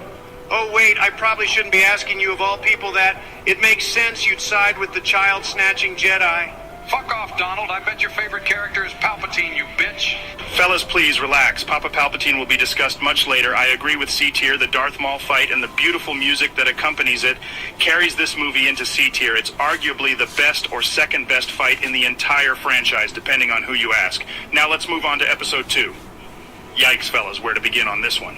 I'll tell you where to start. Let's start with the fact that, other than the entire Geonosis battle at the end, this movie is fucking cringe. I don't mind romance in any film, but Jesus, did George Lucas lay it on thick. The first steps of Anakin going down the path of hate was great character building, but the dialogue is cringe as fuck. And I don't blame Hayden Christensen at all. He's a great actor, but he was given straight doo-doo to work with. It's a toss-up between C tier and D tier for me. Great action, especially towards the end. But having to sit through that 2-hour train wreck to get there is straight up not worth it. Oh, come on, Barry. Count Dooku is introduced in this film, plus all of the clones, which will eventually become the Empire. It's an ironic parallel that works wonderfully. Jango Fett is a badass. I'd argue even more so than Boba Fett. You're out of line, you senile bitch. This movie is C tier at best. I know we have the TV shows to explain shit, but when you watch a film, you shouldn't need to watch 7 seasons of TV to explain it. Why are the Jedi not even the least bit suspicious about this free fucking army they are given? Oh yeah, Mr. Sifo Diaz just ordered that shit like it was from Amazon. The only thing in this film that's redeemable is the duel between Yoda and Count Dooku. Seeing Yoda jump and scream like a frog high on coke was fucking hilarious. C tier for me. Well, hang on, fellas. What about the droid factory scene, or Anakin going back to Tatooine? I don't like sand. It's coarse and rough and irritating, and it gets everywhere. Shit, I guess you're right, C tier. I guess we can go with C tier, but I think you guys are being harsh. You think walking upstairs is harsh, you old bastard? This movie is lucky to even get C tier. Fuck you, Donald. This movie started the Clone Wars, but whatever. We all agree episode 3 is S tier, right? I already know we will get shit on for this, but I'm just gonna say it. Episode 3 is an easy S tier. The tragic fall of Anakin while rushed is fantastic. It's so tragic seeing a man take love to the extreme, doing things he never would have done, all under a lie of love. Poor Anakin already lost his mom, and now that fuckhead Palpatine twists his mind with thoughts of losing his one true love. Watching Obi-Wan fight Anakin was hype as shit. Maybe it was like 5 minutes too long, but I don't care, I'm all here for it. And when Anakin was set ablaze by the lava river on Mustafar, I got literal chills. It was so fucking sad. And the music, oh sweet God, the fucking music, it was perfect. I hope John Williams has a statue built for him somewhere. If not, someone should get right fucking on that immediately. Couldn't have said it better myself. George Lucas did the impossible and made everyone look at the hero Jedi and think to themselves, wow. I guess being super light side of the Force to the point that you disregard emotion out of fear, how ironic is that, by the way, can lead to problems? The Force needs balance, and Anakin was created for that sole purpose. He is quite literally the fallen chosen one. So sad. Plus, I'll always applaud a good laugh.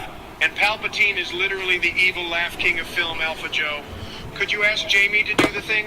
It would be my pleasure, Donnie. Yo, Jamie, do that thing you do so well. Please open palpatinelaughs.exe.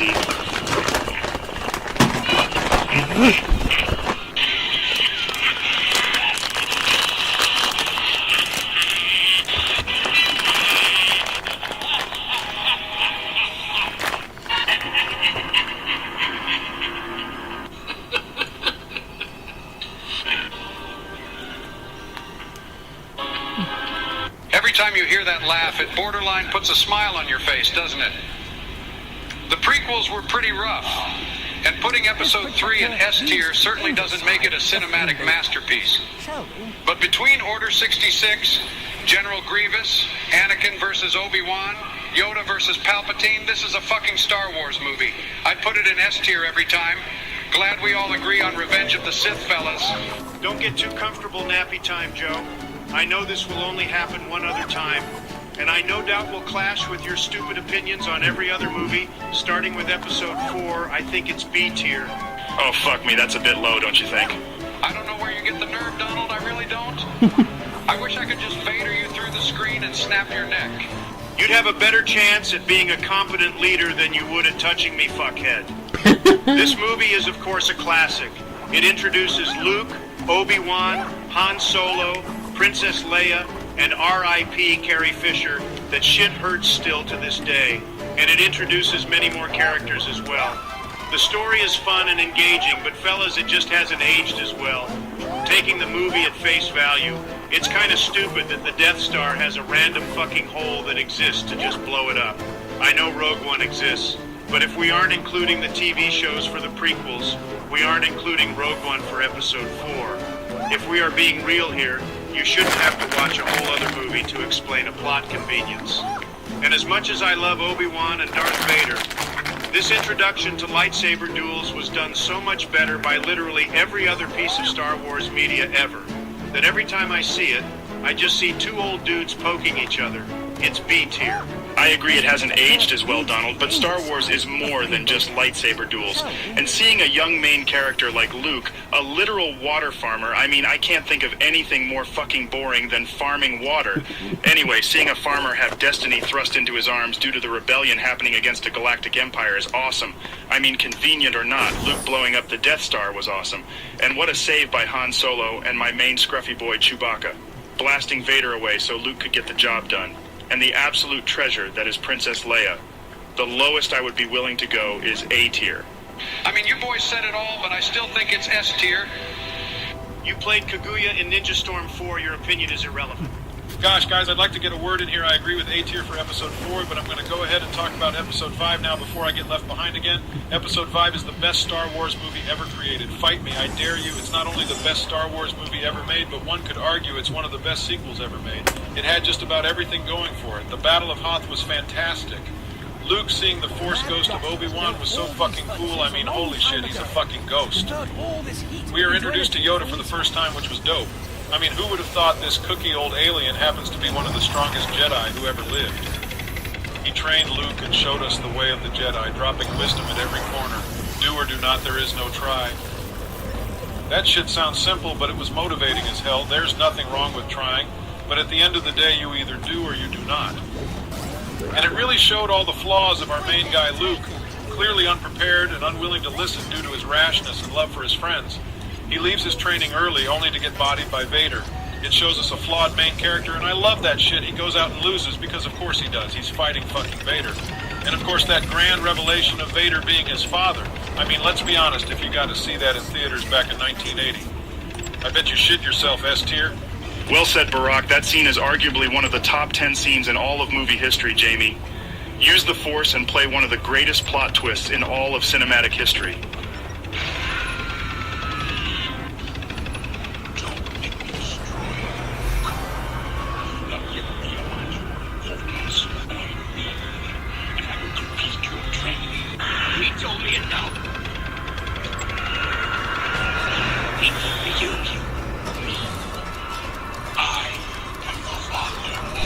Goddamn so hardcore, and just the pain in Mark Hamill's voice when he yells, "No!"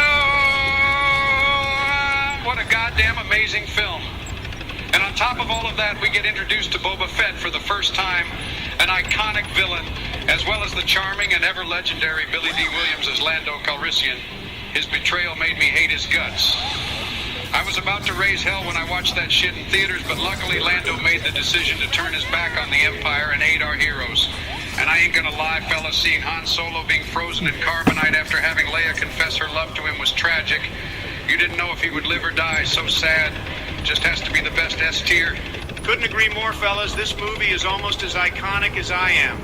Very tough to be as iconic as me. Very tough. So tough indeed, it may in fact be the toughest thing to do ever. S tier. For this iconic piece of cinema, it did everything right. And for 1980, the duel between Vader and Luke was pretty well choreographed. Now that we all agree on the best 2 Star Wars movies, it's time for controversy. Episode 6 was pretty dog shit. It had like 3 good moments. That's it, C tier. Burn in hell, Donald. Burn in a pit of fire for all eternity, you waste of human flesh. Hold on, Mr. President. Let him cook. Donald, you better have some good reasoning. I'ma let you cook, but it better be with gas or your ass is grass on God. Tight lyrics, Barack. But anyway, episode 6 has 3 good scenes, so I'll go through those first. Seeing Luke force choke that fat fucking pig guard was a great way of subtly letting the audience know that Luke is indeed the son of Vader, before they confirm it concretely with Yoda telling Luke, that's one good scene, this one's Vader. And Luke having that talk on Endor, Luke's maturity shines through as he reveals to his father that there is still good in him. And of course the unmasking of Vader, and Anakin's redemption. Very nice, very satisfying, but fuck fellas, everything else is wasted. Boba Fett wasted, the Empire wasted, by teddy bears no less. The Emperor wasted, shows up, says some evil things, gets thrown into a hole. Leia and Han wasted. This movie has a good duel between Vader and Luke, but the whole Death Star plot being reused again was meh for me. At least it was halfway built, making it more realistic for Lando and the Falcon to blow it up. But too many things went wrong in this film for me personally. It's a C tier. 5 words for you, Donald. Princess Leia in a bikini. Your argument is invalid. I hadn't had an erection since 1923 at that point, and wouldn't you know it, I felt like I was 100 years old again, not to mention, while I agree they wasted Boba Fett, the rest of the Jabba's palace sequence was fantastic. The Rancor was such a dope monster, I can only imagine how difficult it was to get that prop working back in the 80s. And the scene of Luke defying the Emperor was iconic.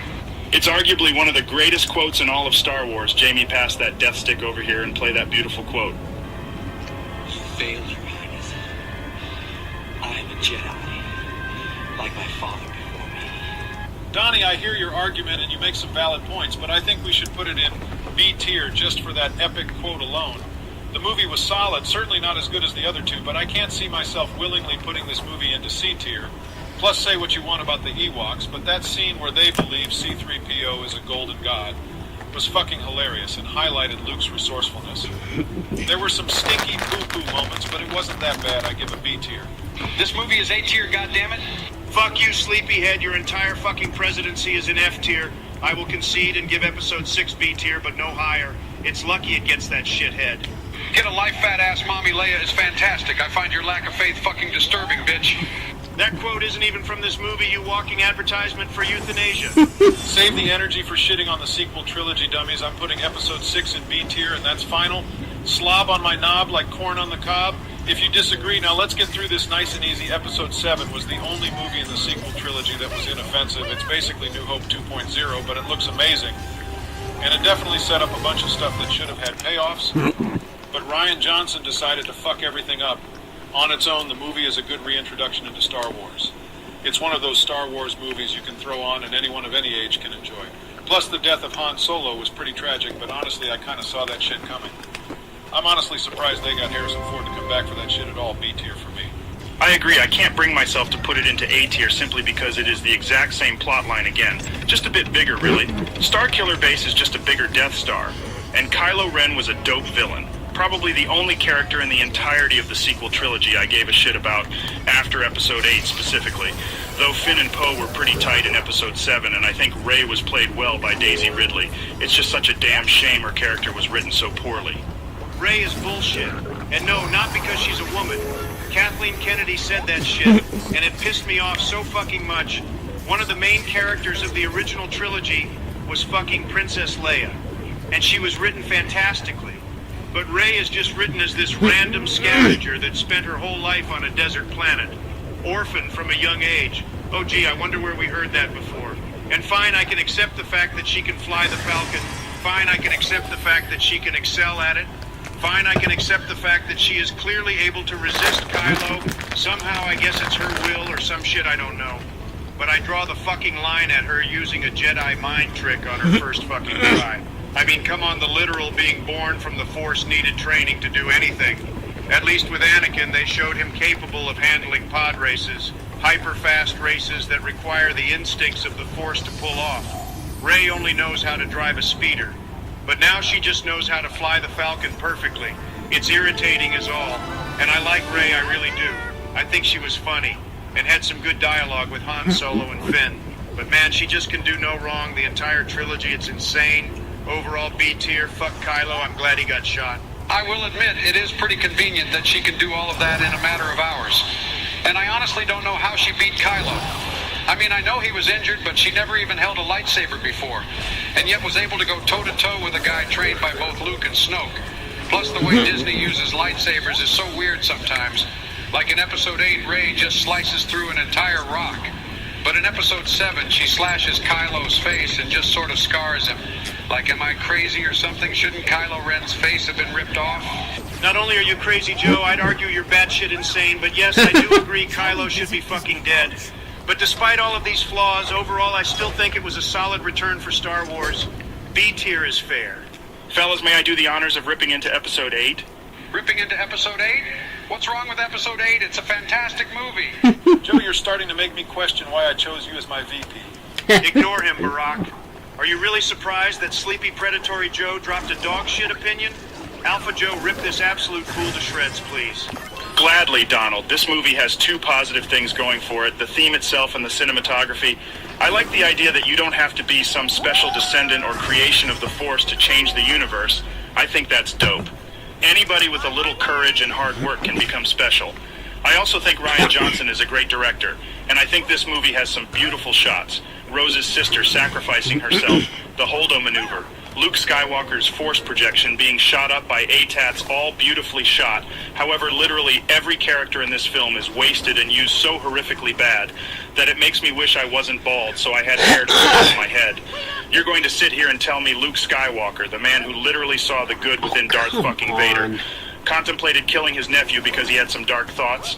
Luke Skywalker, the embodiment of hope in the original trilogy, is going to make that mistake. No, that's just not happening. Rian Johnson turned one of the greatest heroes in all of fiction into a fucking shut-in. I will never forgive him for that. Plus, while I agree the Holdo maneuver looks very nice and pretty, the actual story implications are absolutely dog shit. Hey Ryan, hey buddy, this is Donald-based Naruto Trump, talking to you directly. You literally destroyed space battles with your dumbass Holdo maneuver. Why the fuck would anyone in the Star Wars universe have any sort of space battle if one cruiser can just jump light speed and destroy a whole fucking fleet? Like, what the actual hell were you thinking? I mean, come on, man, that's so fucking dumb. And don't even get me started on Rose as a character or that whole stupid Casino Planet nonsense.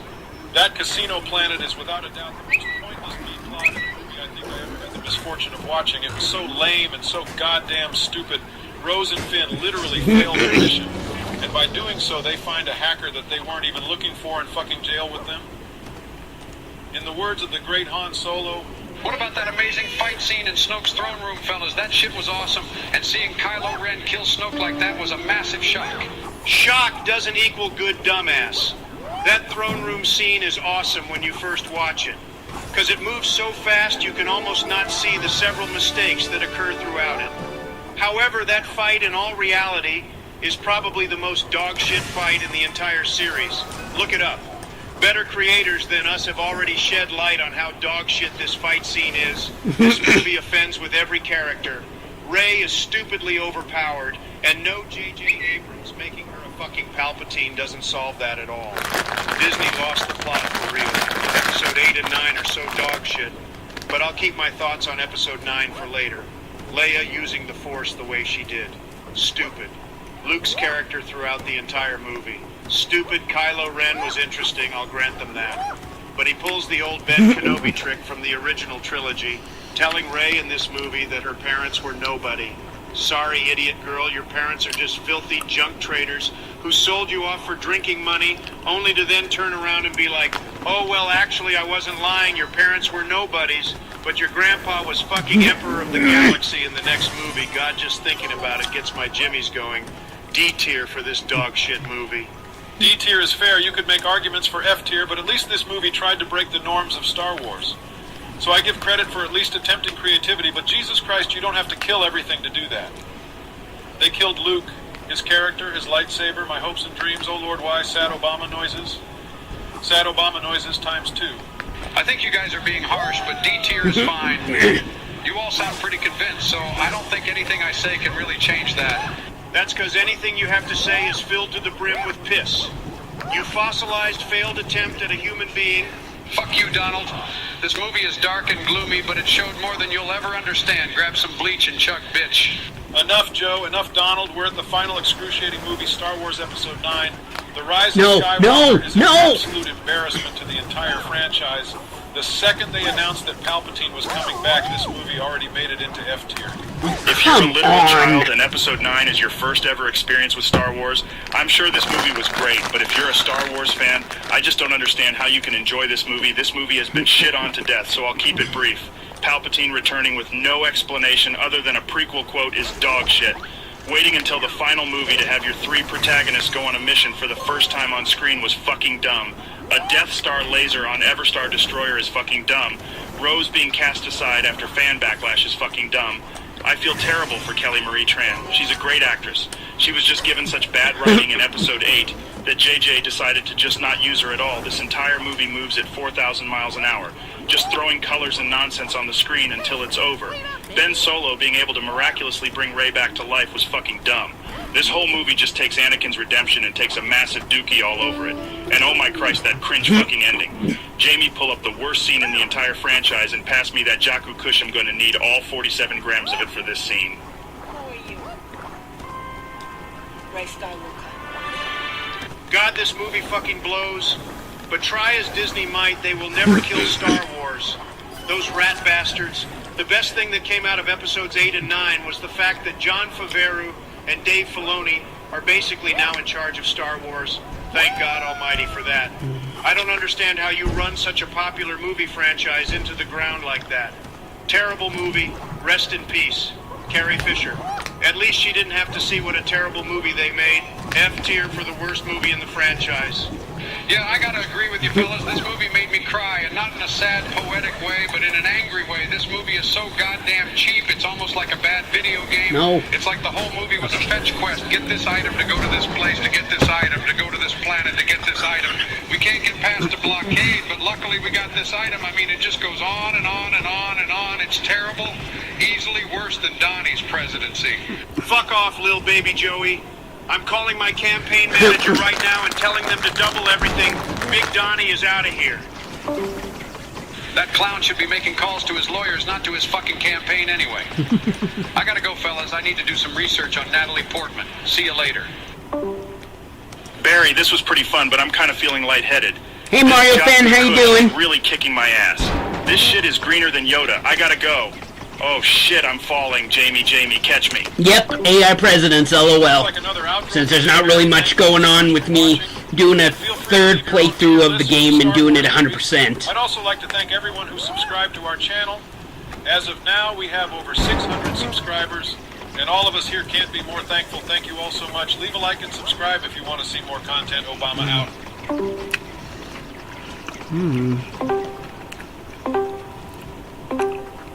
Hello again, my fellow Americans. Big Daddy Obama has come with a special treat. Today we will be ranking over 180 different Star Wars characters. This will take longer than any other video series we have ever done. But we do it for all of you wonderful Chads who subscribe to the channel. Who the hell are you, and what have you done with Barry? What the hell are you talking about, Joe? It's me, your old pal, Obama Joe Mama. Normally I'd call this for what it is.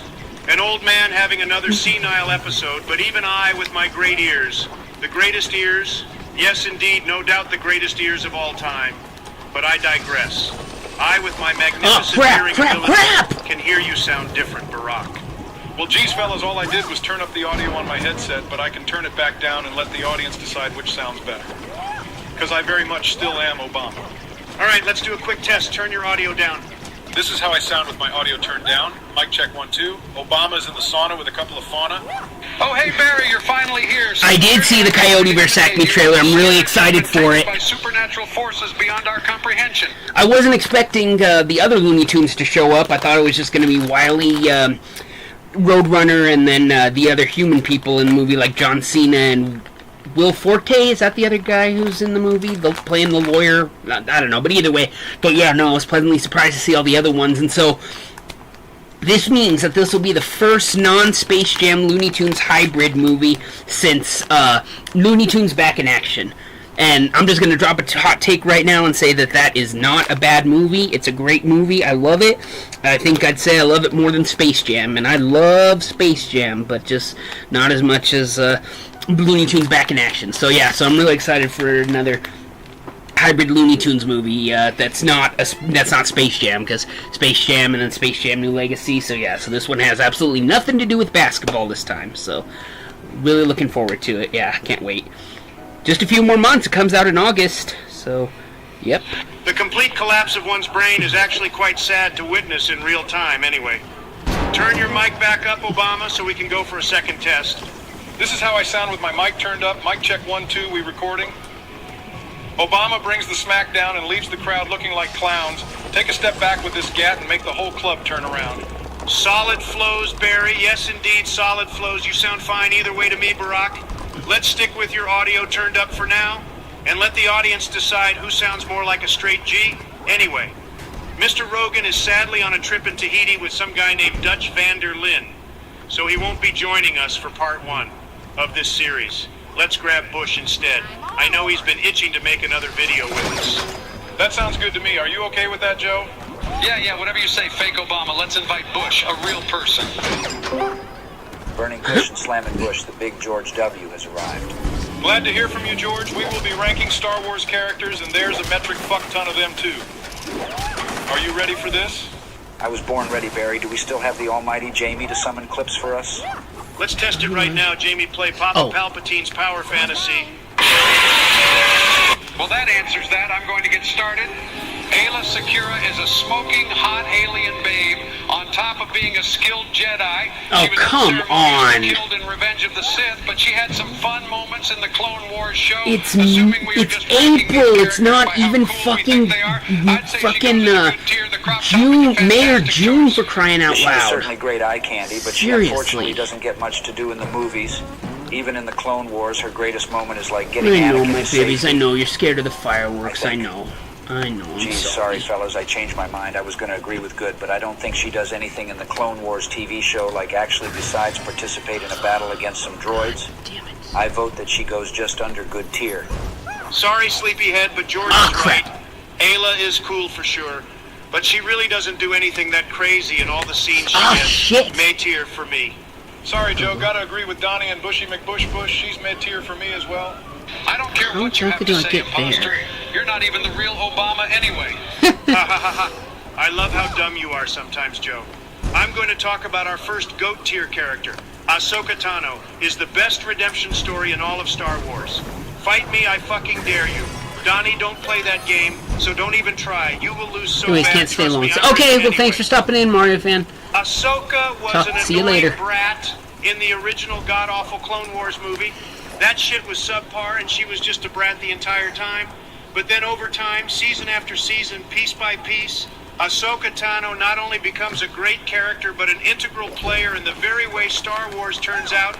She went to live action. She was so popular, almost as popular as me. Crazy. Her best moment, hands down, is that scene from season 7 of the Clone Wars where she stares at all the helmets left behind from her squad. Tragic, simply tragic, Jamie.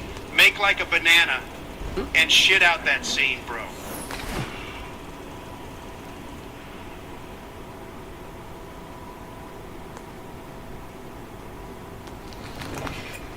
There's going to be a lot of silence in this one because some of the sound had to get removed from clips of Star Wars in the video. So to avoid Donald, copyright. that read like a passionate love letter. Tell us how you really feel. Joe, on God, I would smash Ahsoka from The Mandalorian like a jackhammer smashes into concrete. I agree with both assessments, Donald. Not only is Ahsoka a GOAT tier character, but she is also finer than the finest of China. GOAT all the way. GOAT tier it is, fellas. Best girl in Star Wars. Beat Maul, fair and square. Fantastic character. I'm just going to save us some time and throw this clown into clown tier. Love you, Laura Dern. Just hate the character you had to play for obvious reasons. Don't at me. Save yourself the trouble. Let's move on to Anakin. This might be a bit controversial, fellas, but I think Anakin is a legendary character, not a GOAT-tier character. And it's simply for the fact that he does kill kids. I mean, I know he's technically Vader, but I'd argue he was more so conflicted and only really turned into Vader after the assault on the Jedi Temple. His story is obviously goated and legendary character. He certainly is. But I just think there's enough nonsense to just keep him out of GOAT tier. The real Obama would have put Anakin into GOAT tier, you sniveling little deceitful prick. What did you do with the real Obama? Reveal your secrets.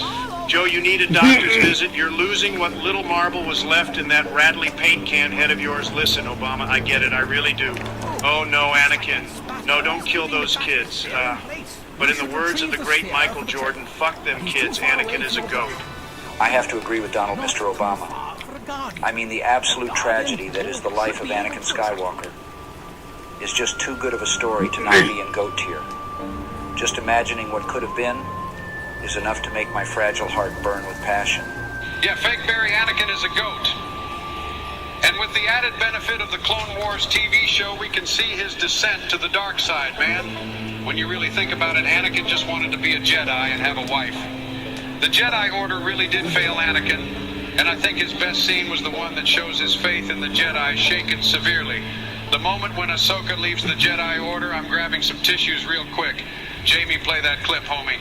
I am so sorry. Apologies to Ahsoka. Council was wrong to accuse you. Now we see that. We understand that the Force works in mysterious ways. And because of this trial, you have become a greater Jedi than you would have otherwise. Back into the Order. You, Maker. I wonder if that's what's killing the saloon. They're asking you back, Ahsoka. Maybe the doors will open if you wait in the front. Remember, I'm more objects asking you back. the more great guardians you can acquire. More objects you thin, the more a thinner guardian will be attracted to.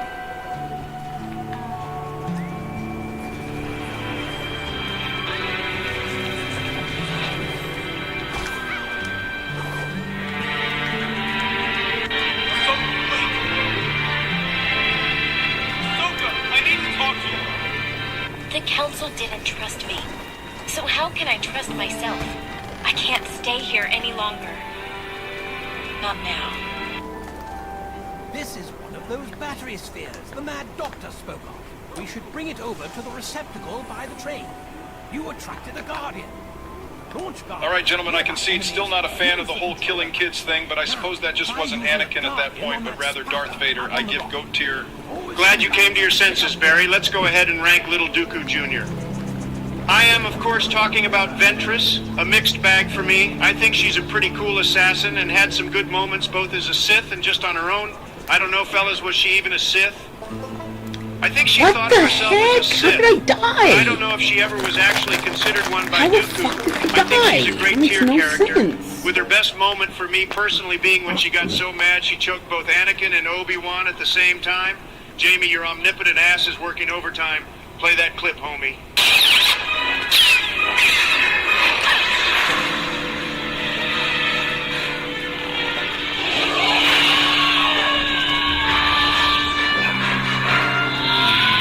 Ventress was a cruel, bloodthirsty assassin.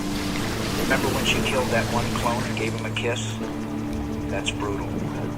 She actually kills a lot of people throughout the Clone Wars. Her attempted assassination of Count Dooku is also a high point. She trained Savage Opress, and we all know how that turned out. I think great tier is fair, but you could argue amazing tier. Something about Ventress just gets the old Bidenator going, if you know what I mean. Oh God, Joe, are you really turned on by that bald witch? Jesus, I don't know about that one. You don't know shit because you're not even the real Obama. You sully his good name, you imposter piece of shit. You really are just a cornucopia of dementia, aren't you, Joey? Fuck you, Donald. You're the stupid one who actually thinks that's Obama. And on top of that, you're a cornucopia of fucking McDonald's grease, so I don't want to hear it. For fuck's sake, Joe, what do I have to do to prove I am in fact Barack the Pimp Obama? Tell me something only Barry would know, you cretin. March 22nd, 2010, the Chalky Chocolate Chip Incident. Okay, Barry, it's you. I get it now, Jesus. You didn't have to go with the nuclear option. Well, I, for one, am extremely curious about what this incident details. Don't you dare tell him, Barack, I will pull the plug on this whole operation and kill us all. I'll do it, bitch. I'm immortal. I won't die. Calm your old man titties, Joe. I won't say anything I promised not to, but I will say it involved over 2,000 gallons of ice cream, a Honda Civic, and nothing but shame for a solid 48 hours. Anyway, let's move on.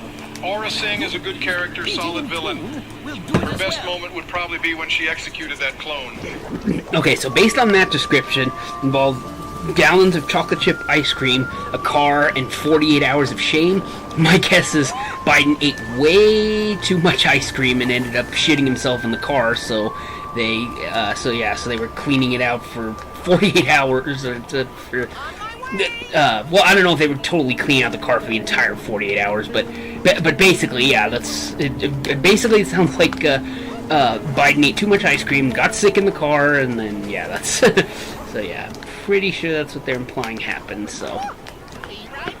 Oh, I gotta figure out how to get out of here. I need to go in here. Wait for me!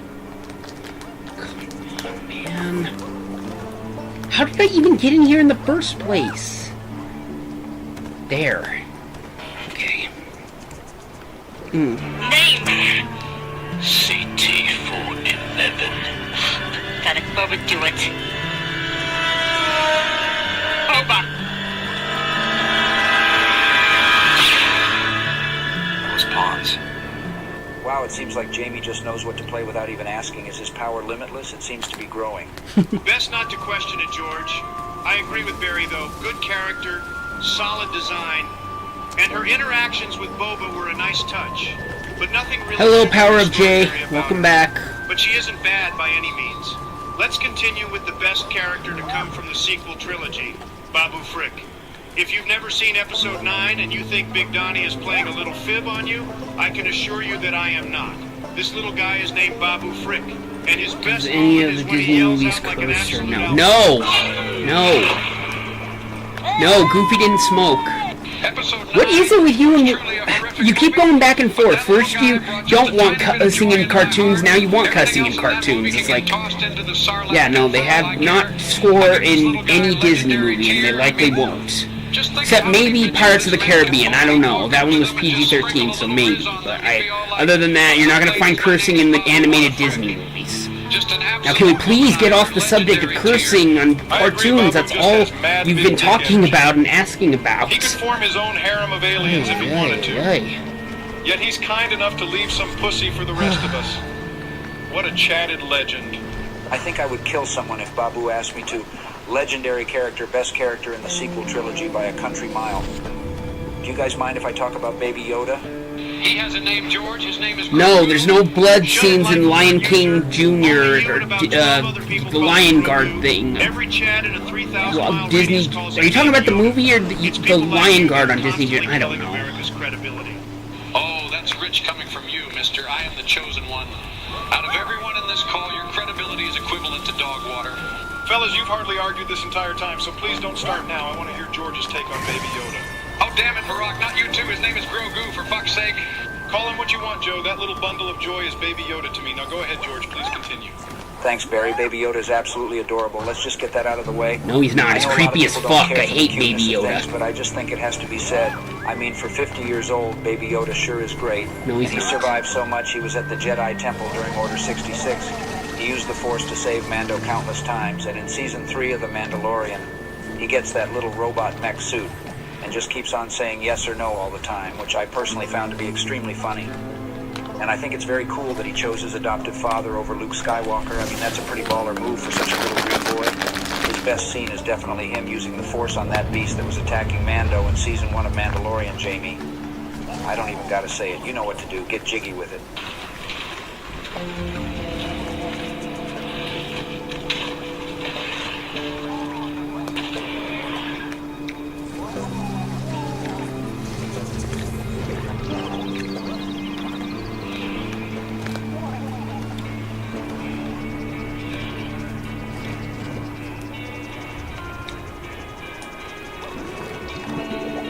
I agree with Great Tier, even if I don't agree with the fact that you won't use his name. He has a name, guys. He's not Baby Yoda. Cry about it, Joe. Go hump a stump, mister. I gotta go to bed at 8 o'clock because I'm not a Chad like Trump who stays up until 9:30.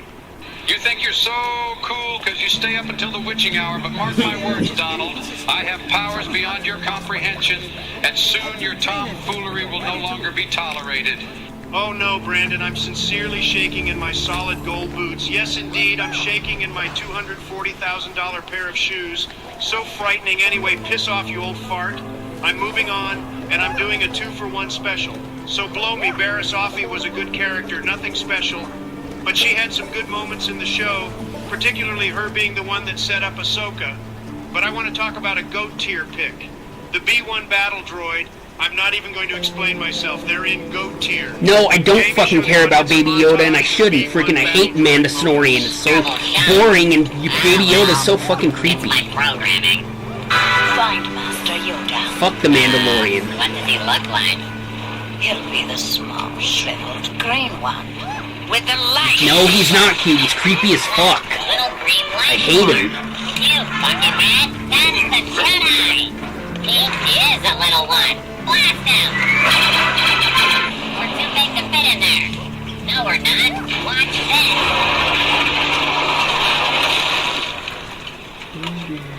You were right. Next time, listen to orders. It's the Jedi. Block his escape. Prepare to... No, I wouldn't eat the Burger King meal of Mandalorian. Not just because it's Mandalorian themed, but because it's not something I eat. When I go to Burger King, I only eat the fries or the onion rings. I don't eat the burgers, chicken, no kind of meat. I can't handle meat. It makes me gag. Supreme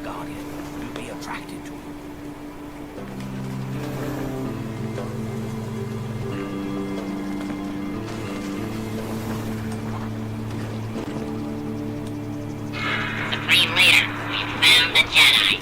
Excellent. Where is he? He's just sitting here, in front of our tanks. Shoot him! Shoot him now! What was that? What? That noise. Didn't you hear it? It sounded like a ship docking at one of the emergency airlocks. Your circuits are loose. No one's crazy enough to do that. Do not want to be spotted.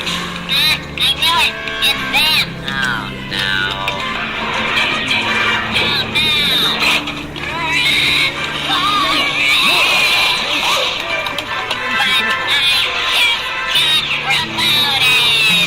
GOAT tier, Roger, Roger.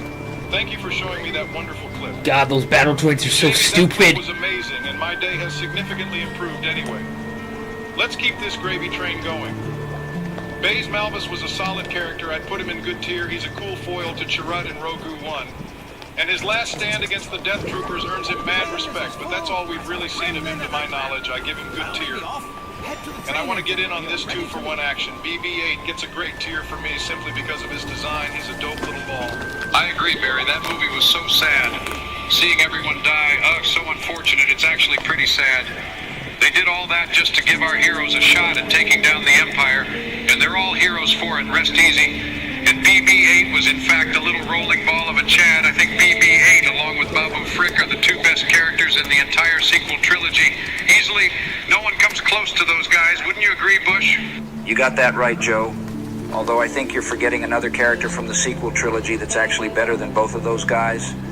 You sit on a throne of lies, Bush Jr. Babu Frick is the best character in the sequel trilogy by a lot. Who could possibly be better? Poe? No. Rey? Nay. Finn? In the bin. No one touches Babu Chad, so who is it? I'm talking about a character whose very presence is enough to invoke feelings of hope. I'm talking about a character so well designed.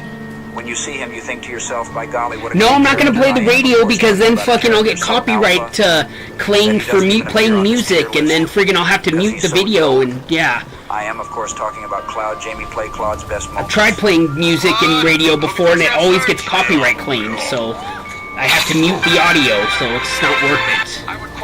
This is AI, so it's not copyrighted, so it's I feel fine. bad forgetting about the absolute stud that is Cloud the Alien. I mean, remember that time in Rise of Skywalker when he was just standing there? Just his presence alone gave me... If you don't like it, you can leave. I humbly accept. But I'm not gonna play fucking radio or music right now. Cloud is in fact tied with Babu Frick on being the best character from the sequel trilogy. If he was on this tier list, he'd be in legendary tier right next to Babu Frick. We got 2 characters left for part 1. So let's get this knocked out. Bib Fortuna was a May character. He goes from henchman to Jabba the Hutt, to being a fat fucking crime lord, to being a dead fat crime lord. Kinda lame. And of course, the man who killed him, Boba Fett, is an iconic villain. His show was okay, nothing crazy, but it was nice to at least see that Boba survived. And I hate to say it, but I think Boba Fett's best moment actually came from his show. I give him legendary tier. Jamie, Whoops. you already know which scene I'm talking about, homie Drizzle. Play that scene, faux shizzle.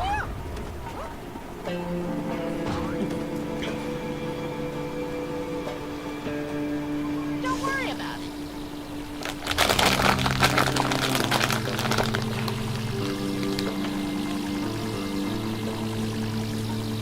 This is mine.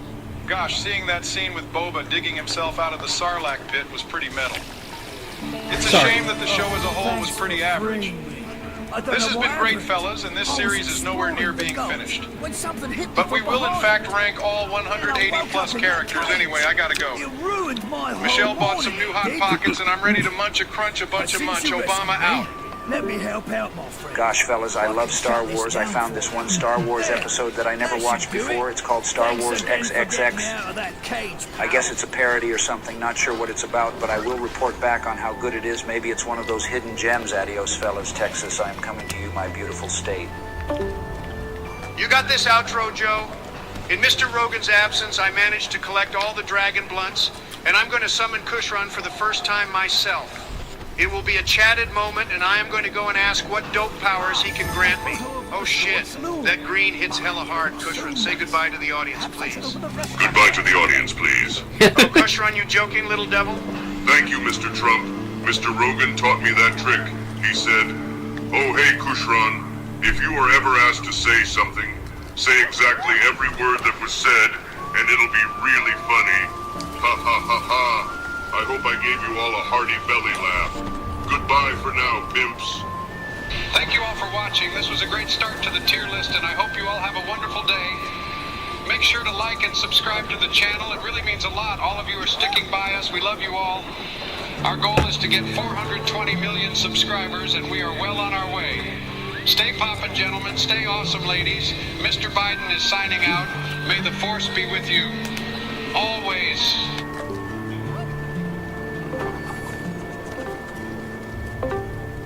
Hey fellas, I hope you're all doing well. Are you boys ready to continue ranking Star Wars characters? You already know I'm ready, Joe. We have some real chads incoming this episode. Speaking of chads, I think Mr. Rogan will be joining us. He just got back from Tahiti, and he's about to get on. Oh shit, the boys are back in town. The boys are back in town. How the hell are you fellas jerking hard or hardly jerking? Hardly jerking at this point, Mr. Rogan. How was Tahiti? Oh gosh, Donnie, what a beautiful place. The people were great. The food was fantastic. The only downside was having to listen to Dutch the entire time. We would be doing something simple like ordering food, and he'd be all like, "Don't order that Rogan, I had a goddamn plan." It was exhausting. The man had a plan for everything. Yep, that sounds like Dutch, all right. Oh, well, at least the rest of the trip was fun. Speaking of fun, would you like to start us off, Mr. Rogan? You can do the first character. Oh, thanks, Mr. President. Let me just give a shout out to my main guy, Barry. How are you doing, Barry? I'm doing great, Mr. Rogan. Thank you for asking. Yesterday, Michelle and I went walking in the woods. And let me tell you, it is indeed mosquito season. They were sucking us dry. Did someone say sucking us dry? Who's getting sucked dry, and can I join? Away with you, foul creature. Crawl back into the depths of the underworld where you belong. Yikes. Sorry about that, Mr. Rogan. Forgot to make the channel private. Anyway, go ahead, please. All is good in the hood, Barry. This, homie. I think Bodhi Rook is a good character. He defected from the Empire and helped the rebels obtain the Death Star plans.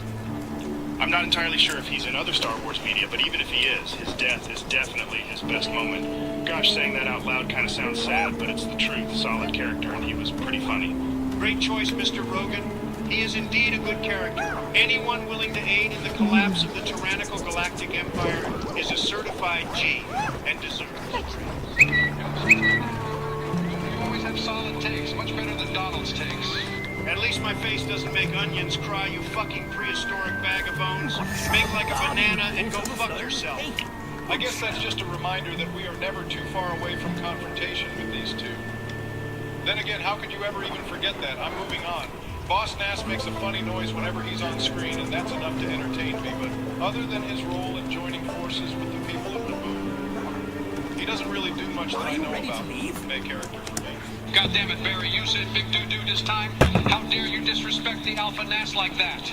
I can't believe I'm agreeing with Joe, but he's right. Boss Nass is a fucking alpha. Maybe I should just call you Sleepy Barry from now on, Barack. Brilliant. Trump, if you The bridge is working again. And I mean ever, don't look at Joe, look at me, fat ass. If you ever call me Sleepy Barry again, I will literally summon Kushran, wish for Dementors to be real, and I will have them give you the Dementor's kiss, Donald. It is said to be unbearable to witness, but I assure you, I will watch. I will cringe in disgust as you wither away into something that can't even begin to be considered human, much less anything worth saving. Do you hear me, Donald? Do you hear me? Kinda gave me goosebumps there, Barack. We must diffuse the tension. The moment is awkward. Jamie, you know exactly what clip I'm thinking of. It involves Boss Nass. Do it quickly.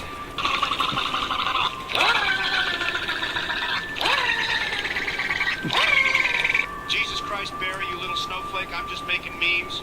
Don't need to go all school shooter on me. Ha ha ha ha. Oh gosh, fellas, I forgot how funny that scene was. All right, put him in legendary tier, you little rascals.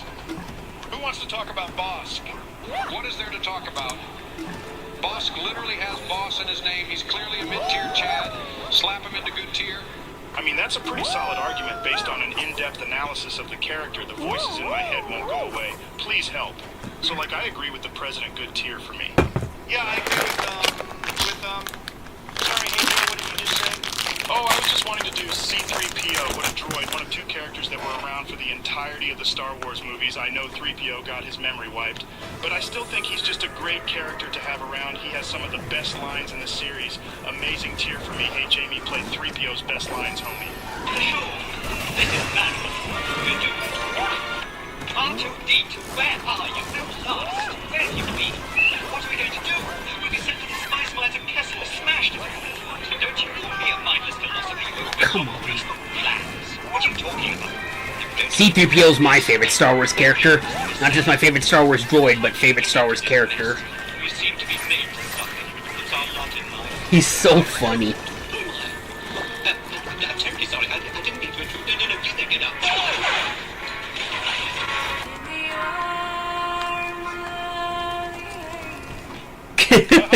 Gold droid talk funny. Yeah, I guess. What the fuck is wrong with you now, Barry? That was a weird response. You too, Rogan. What is going on with you guys? Oh, shit. Oh, sorry, Trump, this is my fault. I asked Kushran to make Barry as baked as I am, but I didn't realize the poor guy couldn't handle it. Obama got pranked. Get pranked, Obama. LOL pranks are so funny. Yikes, Kushran, I wanted to use this last wish to learn the secrets of the universe, but it seems Obama needs it more than I do. Can you put him back to normal, please? On your orders, Major Puff Puff Pass. Is Kushran the one from Dragon Ball? Kushran. Dragon.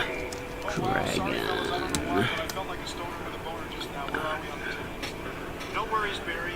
We all No, that's Shenron. So who the heck is Kushran? Now let's move on to Cad Bane. An amazing tier character. Loved him in the Clone Wars. He was so callous and unflinching whenever he conducted business. Kind of turns me on. The business aspect, of course. I think his coldest moment is the way he casually killed that senator. JB, if you may be so kind.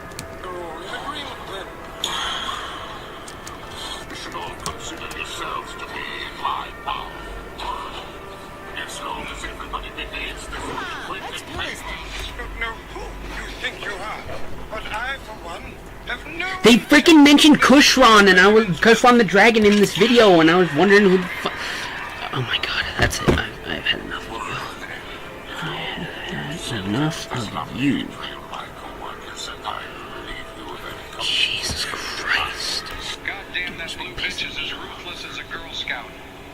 It's like they always know when I'm craving thin mints. Those little devils. Anyway, I agree, amazing character, got his ass handed to him by Boba Fett. But other than that, he was pretty crazy in every scene he's in. Hands down one of the best early-on villains in the Clone Wars. He resisted the mind trick from Anakin, Obi-Wan, and Mace Windu. Ugh, I was getting so sick of that guy. That's kind of crazy. I agree, Barry. He's almost as crazy as the Cookie Monster. One of the craziest characters to ever be crafted in all of fiction. Gimme a cookie anyway. Shouldn't be bothering us anymore. Captain Phasma is terrible. Sorry, sequel fans. She looks dope, and that's why I refuse to put her in clown tier. But she just gets hit with the same torrential downpour of excrement that 90% of the sequel trilogy characters get hit by. Her best moment is literally her death scene, and I don't even want Jamie to play more than a literal second of it. Well, if you blinked, then you missed it. Sorry anyway. I agree. Great design. Terrible moments. Doesn't get the chance to shine. Now here's a real character, boys. My big old Giga Chad, Captain Rex. He's probably one of the first clone Star Wars fans latched onto. Besides, like Commander Cody, maybe he's involved in countless things, countless battles, and he even gets to remove his inhibitor chip. Well, I guess Ahsoka took it out, but you know what I mean. He's just got this awesome aura about him, and his helmet is dope. Jamie played the best scene involving Captain Rex and the tragic irony that was left unspoken in that there's a scene. secret down there. You know the one with that ass clown Palm Krell. Ow. Why kill your own men? Because I care. Could you do this? You had my trust, my loyalty. I followed all of your orders. And you made me kill my brothers. On your knees.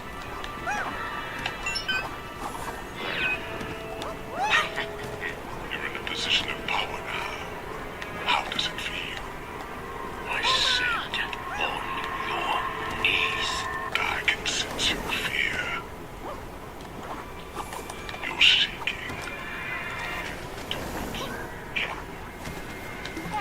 Oh, crap! Commander Cody is better than Rex. That blue fuck gets amazing tier, not goat tier. You make me want to torch an orphanage out of concern that someone else is going to grow up to be as much of a dumb fuck as you, Donald. Yeah, right, Joe. I know why you'd really want to go to an orphanage, so you can sniff as many shoulders as you want. I mean, who are they going to tell? There we go. Their parents? Oh my Christ, one more word, fellas, one more fucking word and the sleepover's off. You hear me? I'm not playing. God damn it, you two. Obama just got Mario Kart. I wanted to play that tonight. You better not fuck this up for me. We won't, and just to show how sorry we are, Barack, I'm going to rank 3 characters at the same time in a lightning round. Ready, set, go, Biden, go. Cara Dune was a main character. I liked some moments of Mando, but she's not even in the show anymore, so whatever. Main tier, Cassian Andor had a pretty decent show, but I still think his best moment is holding on to Jin as they both perished, making the ultimate sacrifice to get the Death Star plans. Gone, but never forgotten. Great tier character. And Chopper is a fun little droid, but he tries too hard to be cooler than R2-D2, and we all know that's an impossible task. But he's still a May character. No strong opinions, really. Mid tier. Well, cover me in peanut oil, roast me, and call me Sally. That was pretty spot on, Joe. Gotta give you credit. Well, thank you for getting back on task, Joe, and I agree with Donald. Very solid picks. You two had me worried that you'd fight all day. But now we are 3 steps closer to finishing this episode. Do you agree with those picks, Alpha Joe? Not only do I agree with those picks, Barack, but I'm also going to talk about my main scruffy Wookiee, Chewbacca. I mean, what can be said about Chewbacca that hasn't been said already? He's an OG character introduced in the first ever Star Wars movie, and he's been around ever since. Those bastards at Disney tried to pull a fast one on us by tricking us into thinking that Chewbacca was killed. God, every time we talk about Episode 9, it just makes me upset. But they can't take away how based and chatted Chewbacca is. Amazing tier for me. Well said, Mr. Rogan. Hey, Jamie, can you play a Chewbacca growl compilation? I think he sounds funny when he growls. Pretty please play that clip.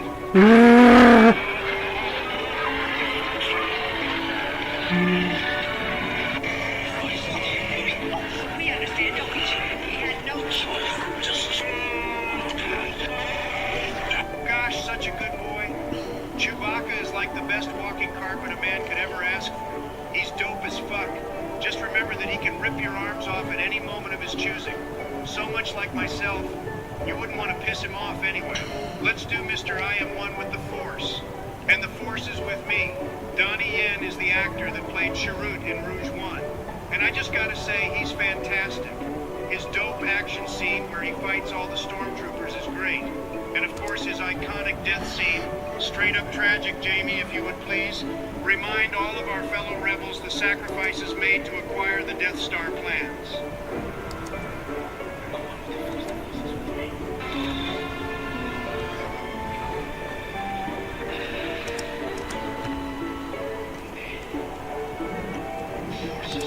Okay. Well, I now know where to go to get the film reel, so let's grab it. Sniffle, sniffle, rest easy. I'm not crying, bitch. You're crying. Sniffle, sniffle. It's all right, I'm not bro. crying, Let it you're all out, crying. homie. Your bros are here for you. I think Donnie Yen deserves amazing tier. An amazing actor playing an amazing character. Simply wonderful. Who wants to do Commander Cody? I'm starting to tear up a bit. I don't think I can make it, fellas. That death scene got this alpha crying. So sad. Sniffle, sniffle. I will push forward for the group. Sniffle. Commander Cody is a great design, and he has some awesome moments in the Clone Wars. And in Episode 3, this clone literally orders the execution of Obi-Wan, which is cold as fuck, homie. I know he couldn't help it, but damn does he without hesitation just order the death of his general. Cold as fuck, Jamie. Do I even have to ask at this point? Actually, Donald Jamie has been bawling his eyes out in the corner of the room since that death scene. I think he's out of commission, fellas. Don't cry, little Jamie. For some reason, he keeps yelling about Hodges or something. I don't know why that name sounds familiar, but let's just put Cody into good tier and continue on with the final character for Part 2. Good old Papa Palpatine. Would you like to talk about him, Mr. President? I am truly honored to take on this Herculean task of discussing one of the greatest villains in cinematic history since theirs. A picture of Palpatine and a picture of the Emperor. I'm going to assume that the tier list is splitting Palpatine from the prequels, and then Palpatine from the original trilogy. So I'm only going to discuss Palpatine from the prequels. I mean, what an evildoer. The man tricks both Anakin and Count Dooku into falling to the dark side. He literally brings about the end of the entire Jedi Order with Order 66, and just casually takes over the entire galactic government. Remember the look on Dooku's face when he hears Palpatine tell Anakin to kill him? Right then, Dooku realized he was nothing more than a pawn for the Dark Lord. How evil. Kill him. Kill him now. Great impression, Donnie. I mean, the man has so many dope moments of evil, so much twisted manipulation, Jamie. I know your heart is still heavy, but go ahead and play a compilation of funny and evil Palpatine moments, homie. You can do it. I believe in you.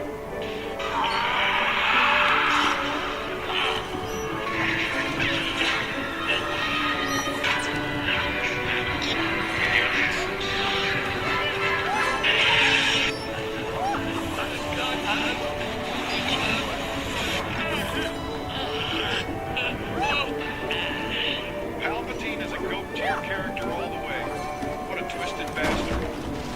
Well, fellas, Part 2 is in the books. I gotta head out now. Michelle and I are going to rewatch Revenge of the Sith and take a shot every time a prequel meme line is mentioned. Do you wish to enter the... It's safe to say we are going to get absolutely thrashed, as the whole movie is one glorious meme after another. Peace out, homies. Till next time, Obama out. This was fun, guys, Donnie. I'm surprised you and I didn't argue too much. Go fuck yourself, sleepyhead. I fucking hate you. Well, that was uncalled for. Oh, well, I'm the fucking president, so he can keep crying if he wants. You got this outro, Mr. Rogan. Stay saucy. The Bidenator is out of here. Thanks for watching, pimps. We hope you enjoyed Part 2. We are almost at 2,000 subscribers, so make sure you hit that big red button. Thank you all for your support. You're all dope as fuck. And remember, the Kush will be with you. Always. See you next time.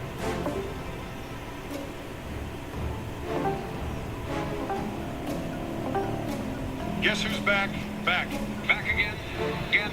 Donnie's back, tell a friend.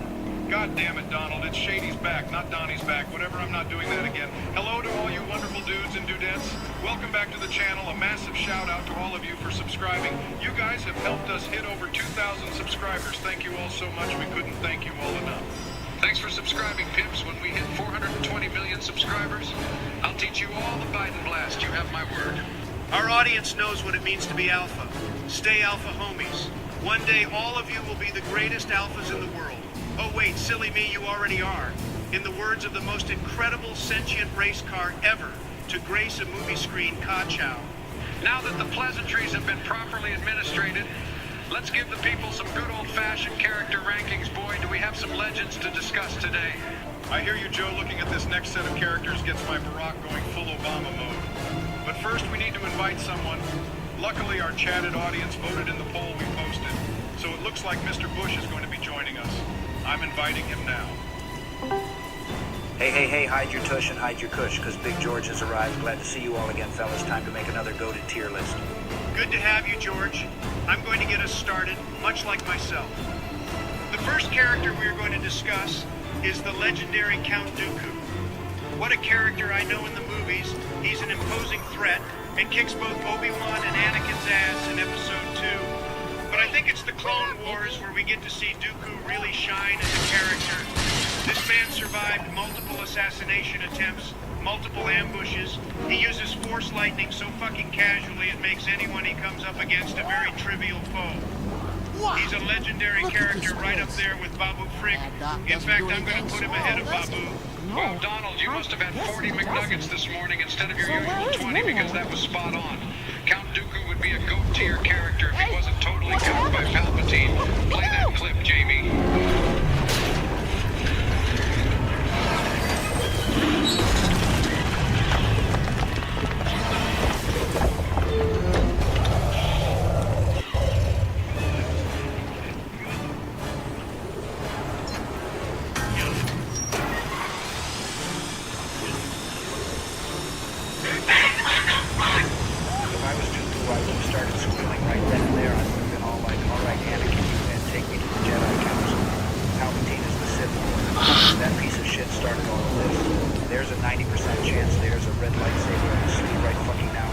All I'm trying to say is Dooku shouldn't have stayed silent. Oh God, he could have unironically saved the entire galaxy right then and there.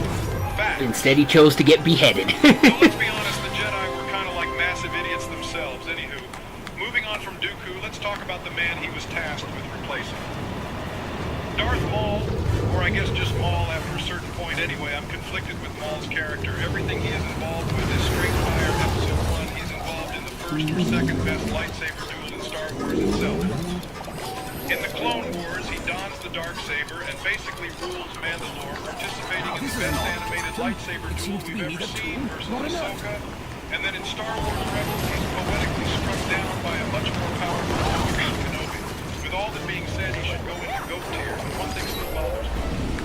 How the fuck did Darth Maul survive being cut in half on him? How someone explain? It's simple, Barry. The dark side of the Force is a pathway to many abilities some consider to be unnatural. Nah, I'm just fucking with you. I have no idea how he survived.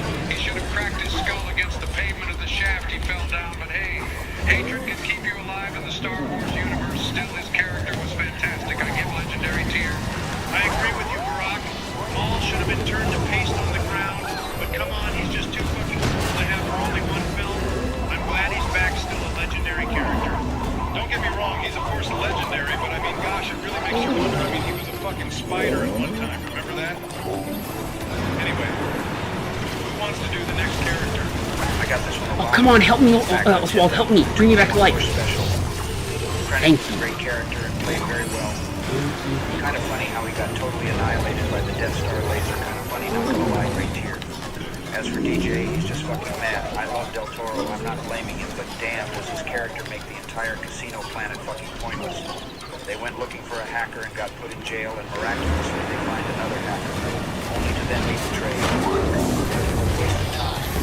I put him in main tier, only because I like Del Toro. If it was anyone else, then I'd put him into terrible tier. You really can't argue with that logic. To be honest, DJ was cool. And his stutter made me empathize with him for obvious reasons, but he was a really shitty character otherwise.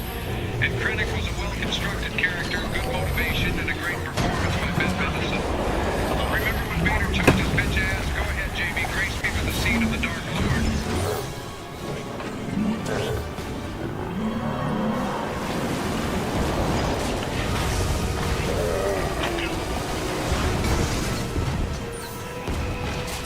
Did we do that right?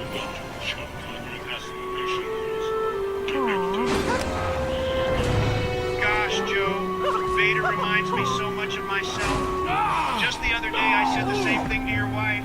I said, be careful not to choke. Okay, yeah, I did it right. Just making sure. Ha ha ha ha ha ha. Shut it, fat ass. You couldn't find your dick, much less get any dough from my wife. Do us all a favor and take a joyride off a bridge. I'm going to go ahead and move on. All this talk of dicks and wives makes me feel like I'm in a call with Rudy Giuliani. Let's continue. Dryden Voss was a May villain for me. He wasn't terrible, but he also wasn't super engaging for me personally. No hate on Paul Bettany. He's a wonderful actor. But the Solo movie as a whole was just okay for me. But amazing character. This guy's story is absolutely gut-wrenching. He was presumed dead in Season 3 of the Clone Wars. only for us all to find out that he survived and was turned into a If we robotic head over to abomination. Mean Street North again, It was actually we'll kind find of the disturbing projector finding to out what bog those easy. piece of shit separatists did to him. But he overcame it all and became part of the Bad Batch. Amazing character. Such a amazing character. I agree, Barry. I just want to grab... Okay guys, well we're going to cut it there. We completed the first episode and so far we haven't messed up following this guide, so I am just going to really quick upload the save data so that I don't lose it and we can come back to it if we need to. We don't have to do all that shit over again. But yeah, so cool. So yeah. So give me just a sec.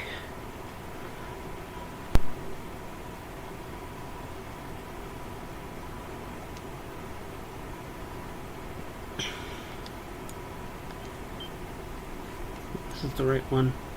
Yeah, it is. Okay, just making sure.